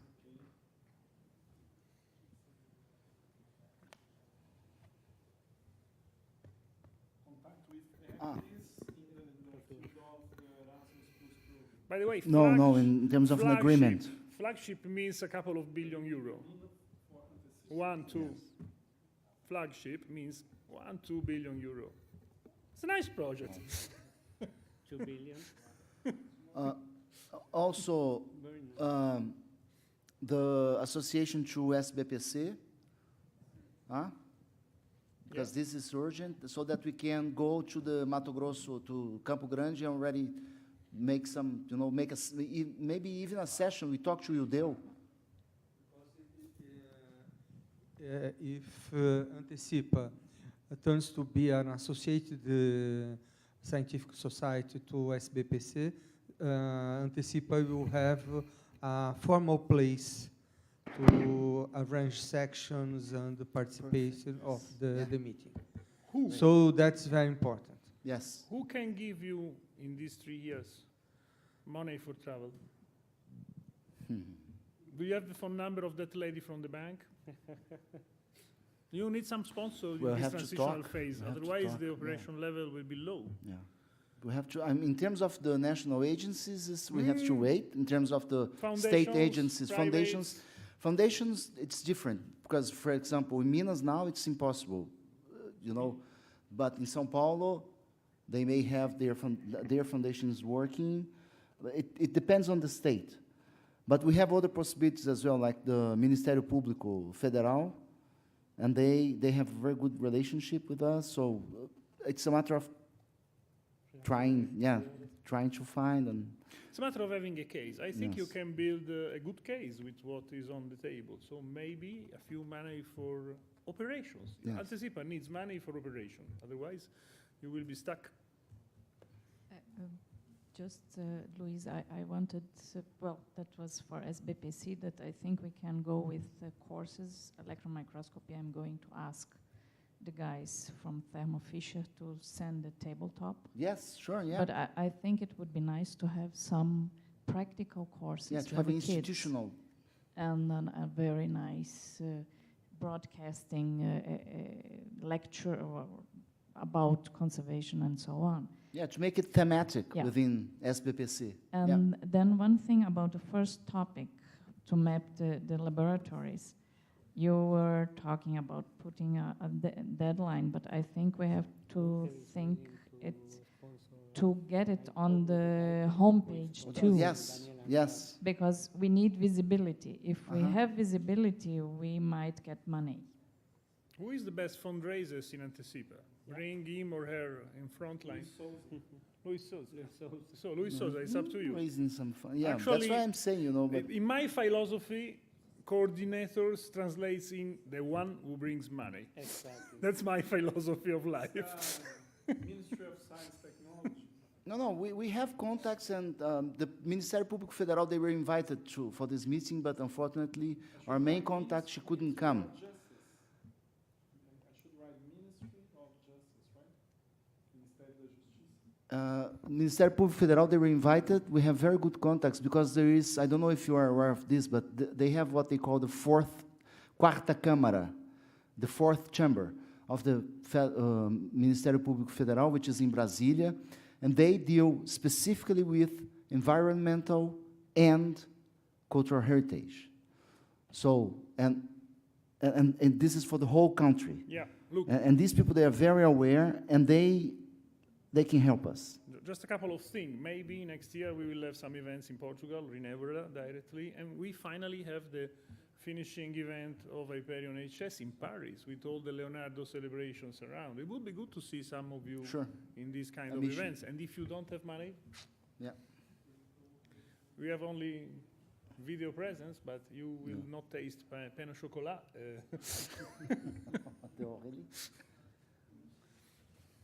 No, funding raising, we will try. We have some experience on that, yes.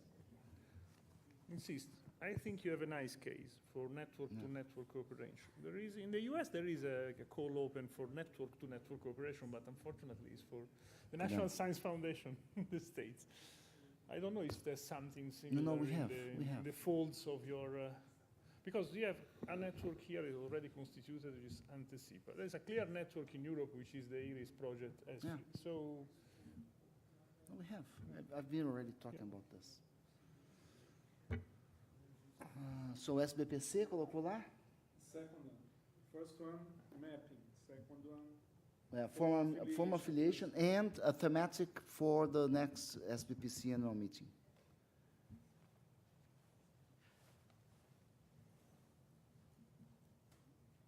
some celebration, probably. Nice. Celebrating. Come on, it's Brazil here. You're more serious than us in Europe. more than ever, yeah. One of the things that that we have to think about the strategy is the relationship with museum studies in general, because it's very diverse. You know, the way it operates here in Minas, the way it operates in São Paulo, the way it operates in other regions. So then we have to set up a strategy, maybe with ECOM, which is, I'm a member of the board of ECOM Brazil. So then we can talk to them and try to go through ECOM, but also through the Fórum Nacional de Museums, because they have a forum. When the National Forum of Museums was created, we did some workshop with them, but this was at the very beginning. Now there are 11 museology courses in Brazil, I think, 11 or 12 around the country. And so we should try. Yeah, frankly, we don't have even in Europe a clear strategy with museums. We have museums in the partnership, but we are several months that we are thinking of producing a position paper for participation of museum in IRIS, which could help. At least museums in Europe, if properly involved, could help also international. But it's because of the particular situation of Brazil. I mean, if you go to the United States, you talk about museology, they don't have undergraduate courses for museology. Here in Brazil, we have undergraduate courses, training. It's a professional, it's a recognized profession, museologists. So they have their own federal committee, their regional committees, and they now, because of the last, let's say, 12 years, all over Brazil, there are university undergraduate courses in museum studies, which are formally called museology. So it's a profession, and the same as for archaeology now. See? So we have to try to find a way to, at least, to have a... to build a closer relation. Yeah, but to build a closer relation, which goes above the local situation in terms of states and cities, you know? Yes. 16. So I said 11, it's 16. And if you talk about 2002, there were just 2, one in Rio and one in Bahia.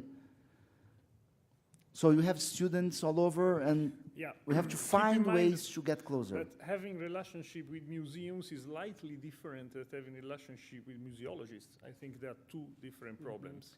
Yeah, there are 2 different problems, but we have to keep it with both. Yeah, of course. Because if you don't have a good relationship with the museologist, you see, it's complicated. But we believe that the museums have a very strong role in IRIS and will have in the future. We see a triple role for museums, if you want to know, and that is what we are discussing. A museum could be an art club, an archive, access to collection or to real archives in that museum, and we have examples.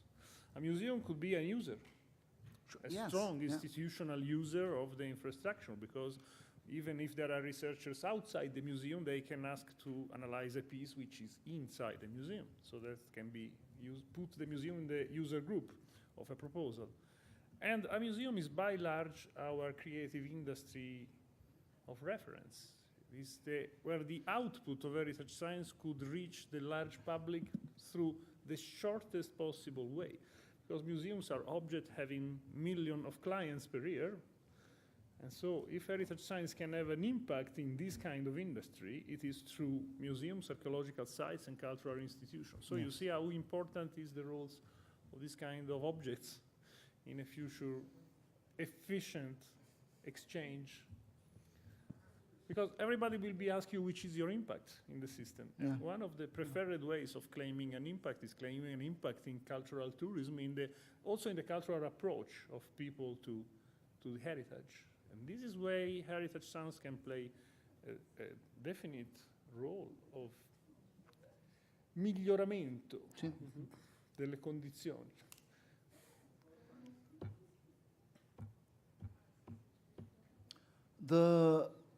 Elaine, o curso de pedras will be next week? Yeah. Huh? Starts this Monday? Yeah. Here in Belo Horizonte ou Ouro Preto? In Belo Horizonte. It's a pity that coincide with the course to IFAM, because it would be a good opportunity for the people from IFAM attend the course.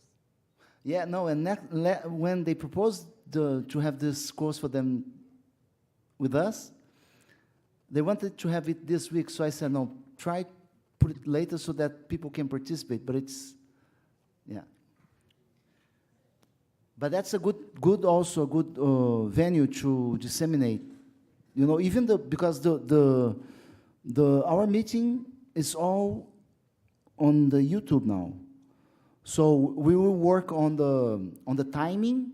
You know, they already did this to us. It's very nice. So we put the timing of the talks, and then when someone arrives to the page, you can see the program, and you can see when you can look at someone speaking. So we will have it ready for the next week so that you can disseminate it at the Stone Conservation course. Because George Wheeler will be here, Delgado will be here, Elaine will be there, Gilberto is no longer here, but he's organizing it. Willie as well. For the official recognition of the profession of conservator, restorator is one important point on that list. Well, I think so. I mean, we Yes? I personally, yes. I mean, we are teachers in these courses, and we are. Well, it's more than action item. I think it's a mission statement for. Yes. Luis, I have a doubt. Oui. To build a closer relationship, what do you want to, with the museums and the archaeology courses? I don't understand, because for example, São Paulo, we have already this. We have a group of applied physics that collaborate. That's why. with This is why I'm saying that we have the example. We can. I don't know how to, but we have this example. See, that's why this is why I'm saying that it's a different situation in different states. Okay.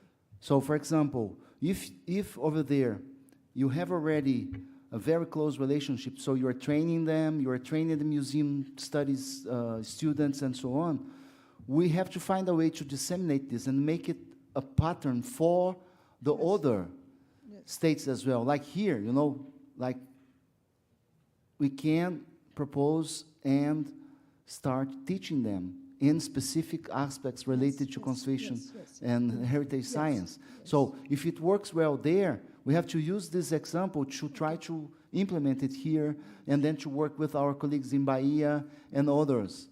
Yes, in Pará, for example, they have left already, but the conservation course will be at the same department, at the same school as the museology course. Yes. We open in the post-graduation course of museology a third line that means a salvaguarda. Safeguard. Yes. Yeah. Cultural.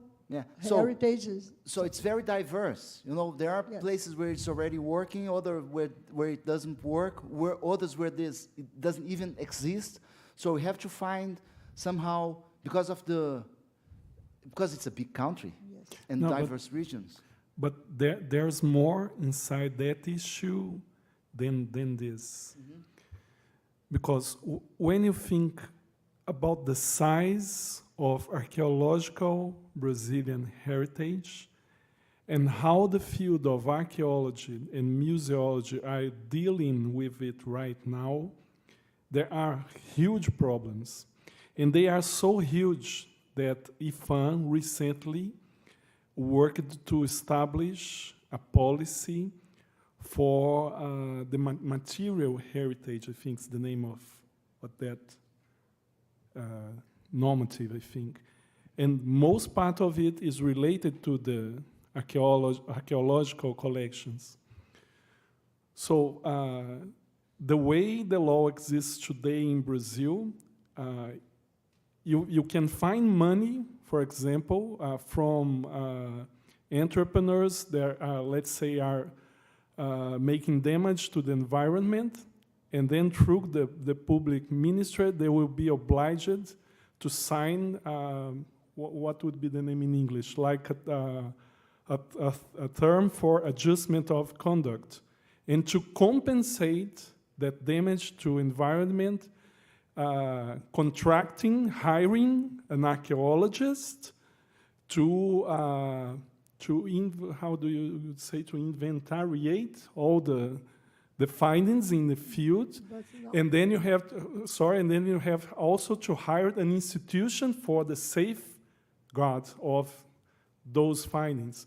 So in this way, we have huge problems. So I do think when we write to have a closer relationship, maybe we should not write the courses, but the areas, the professionals in archaeology, in museology, mainly in the safeguard institutions, because they have big problems there. And maybe we can even find some, like we say, in times of low funding, we can even find some fund available there. I don't know if in English I was that clear. Yeah, okay, I'm sorry.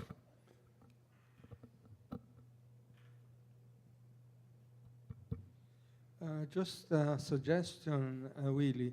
That phrase, invitation to institutional affiliation to Anticipa, I think should also be added to the eating formal contacts with other professionals, etc., etc. For collaboration or invitation to institution. So just add this part. Do not take off from that. Yeah, I wrote it below first, and then I copied to the first page. Okay. It was written here before, like this. I don't know if, well, I'm quite new in that area, but companies would be welcome, maybe. Private companies. Ah, yes, yes. Yeah, we have one in our directory board. Unfortunately, they had a business to take care of, so they couldn't be at the meeting. But it is a target, and it's very important to keep them with us, because we can really help, and even for our students as well. I mean, it's all positive, yeah. Graduate programs, of course. Right? We can do it in a systematic way, and maybe it's also in the mapping.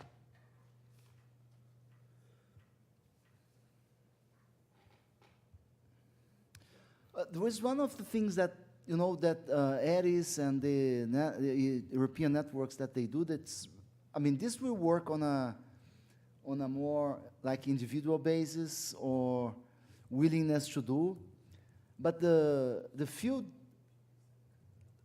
the training camps that you do, I mean, it's been a long time, and when I was a chemistry student, we used to go to field camps and training camps. This is something that we, and societies such as physics and chemistry, they do it a lot.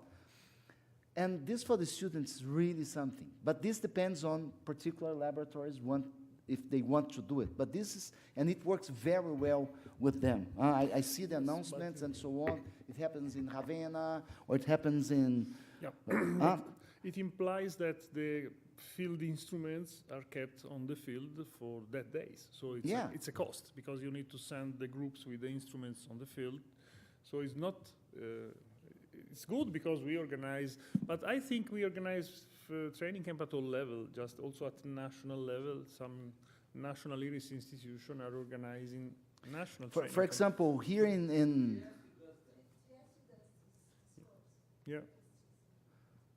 I mean, for the professional... In our infrastructure, the training camp are strictly linked with MOLAB, because it's mobile instruments that go on the field and people that learn how to use techniques right on the... Yeah, but what I'm saying is that, you know, if for the next, since you're talking about 3 years, for the next 3 years, if you could do at least 1 or 2 a year would be already great. I mean, to put people to, and there are places where we can do it for very low. We did it here with the Dutch colleagues from the National Institute of Cultural Heritage. We did a training camp in Diamantina. And I'm sure that other states have these possibilities as well. But in Diamantina, for example, UFMG has a house, which is a huge house. It's a Instituto Casa da Glória, where the geology courses all over Brazil, and even from abroad, they go there for training in geological mapping. You know how much it is for staying there? 30 reals. That one pay. And you have room, a place to take a shower, and it's a small, a city's, and this is something that we could offer. And for example, if we offer something in Diamantina, because it's a World Heritage Site, there are funding possibilities for that. Because then you can go directly to the World Heritage Center and say, we are going to do something in Ouro Preto, or we are going to do something in Olinda, or Diamantina. I'm speaking about Diamantina because I know, and it becomes one of the most biggest problems is lodging. And lodging there is very, very low cost. So if we could put this at least as an aim, I'm sure that we have groups who would be able to deliver this. And movable equipment we already have.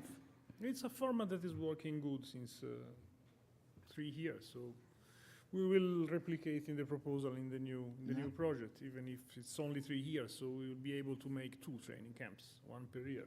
European level is a bit difficult to organize because you need to choose the country, move the people in advance. The principle in our training camp is to go where usually these technologies don't go. So providing also a kind of a social service. In a place which is being out of touristical routes, maybe they will but never exactly. see it. If we do it in a place where it's World Heritage Site, normally World Heritage Site, they need some sort of You should avoid a situation like it happened that you go to a museum and you may discover that half the operas are fake because you are practically applying science. that could be dangerous to have training camps because beware of some situations that can develop. And normally training camps are during the vacation period, so the students are available and you stay there for a week or 10 days.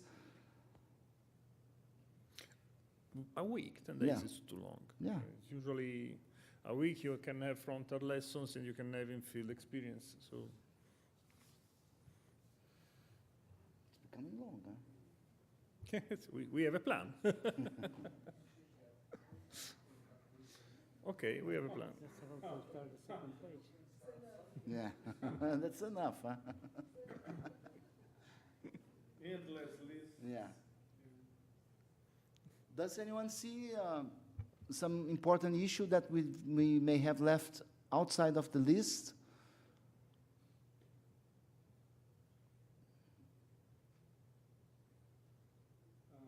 Okay, maybe the first one, short term, we need to hire, how do you know, contador?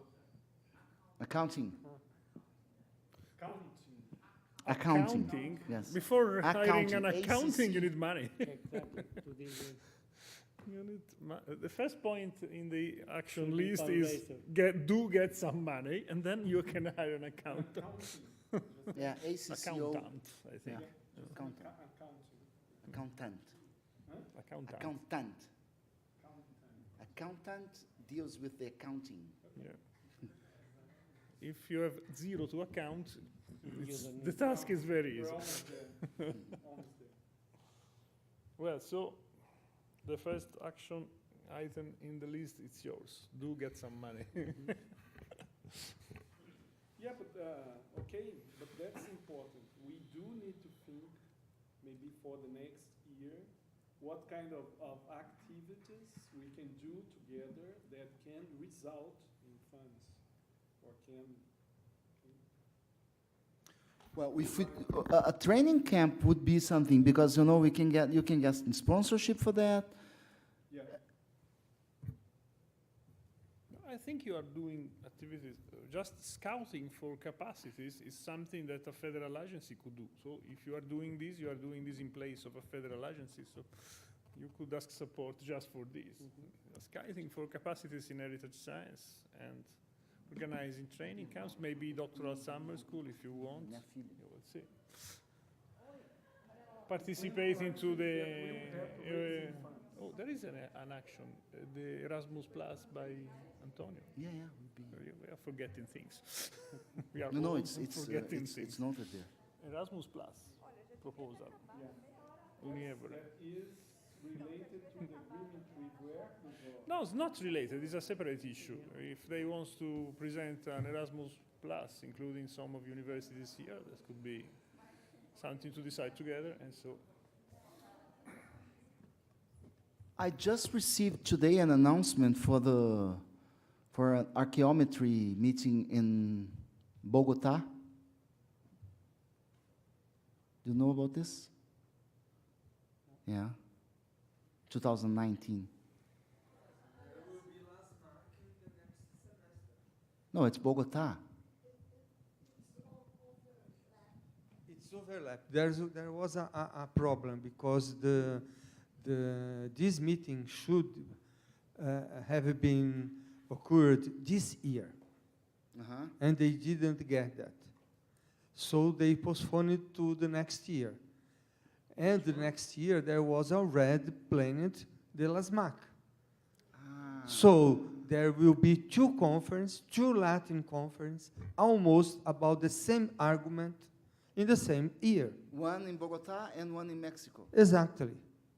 But the wrong one is this in Bogota, because this meeting should have been I got it, done this year. Yeah. When the last mark is scheduled? November or October, I do not remember now exactly. October or November. And sorry, just a question. The meeting next week will be online as well? Will be Aurélie? The meeting in Mexico City next week will be UNAM, Institute of Physics. Yeah, but I mean Fisica, UNAM. Yeah, but I mean it's going to be on Online, yes. Yes. It's going to be online. So if we could have because we can send this out to our membership, if we can have the links and so on. Yes. You can put it in the website for once. Yeah, sure. It's Yeah. already defined the link for yes. So.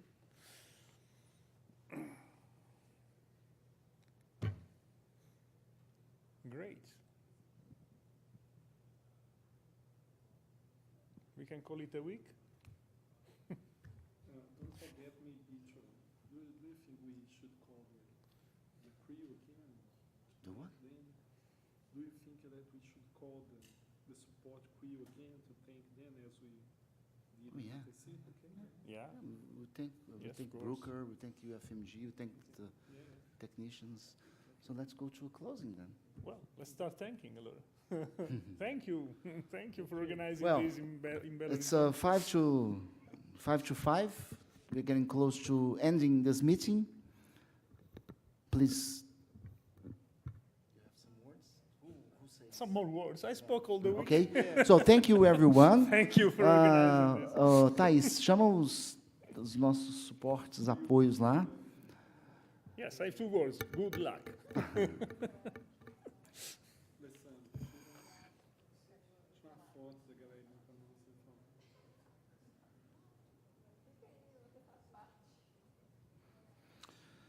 So, I'd like to say a few words of thanks to the School of Fine Arts for helping us with the facilities, both at the school, because we've used them for organizing this meeting. The technical guys there, and thank you very much. You did a very nice work. It's after this CAD were created, it's very nice to do meetings here, so thank you very much. All of our students, it's thank you very much. A special thanks to Brooker. The coffee break was possible because of Brooker. Thank you very much to Brooker. Yes, and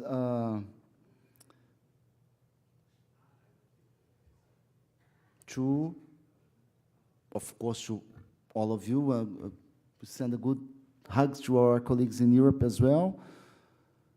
Maybe a special thanks to, they are not here now, but it has to be registered to Antonio Candeias and to Dalva that offered. Mini cursos, yes, yes. That was everyone. We've got very positive feedbacks on this. So a special thanks to Antonio Candeias and Dalva, because when we were all leaving, they were staying until 7 p.m. something, teaching, but it was very positive. Great. To Fernando, who came here especially from Argentina, it's indeed very good to have it there. To everyone who came on their own, I mean, because we did the meeting with, our efforts, but efforts is not enough. We need funding. So most of the people here, they came with their own funding. And thanks to Ares and to all of the APRE and all of these European institutions and to making it possible, because also you are coming with your own funding, but it's happening. So thank you very much for taking your time for coming here. Well, so it's bye-bye. I will miss you all. Yes. But for Michal and Aurélie, they are coming with me to Mexico, so I will not miss them. Yeah. But the other, I will miss you all. I hope to meet you before the next 3 years. Otherwise, I will be retired. No, I joke. And the next meeting will be in São Paulo, huh? Yes? When? 2 years from now. Well, yeah, you've been talking about 3 years, and we are talking, our meetings are every 2 years, right? Yeah, so our next meeting will be in 2 years' time in São Paulo. Yeah.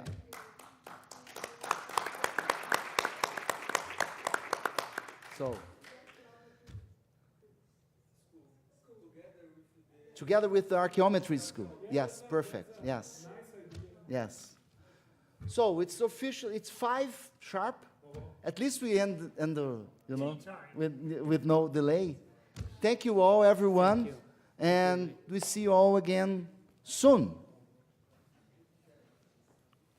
Obrigado, galera. Congratulations for a very nice job. Job started. Obrigado. Next job.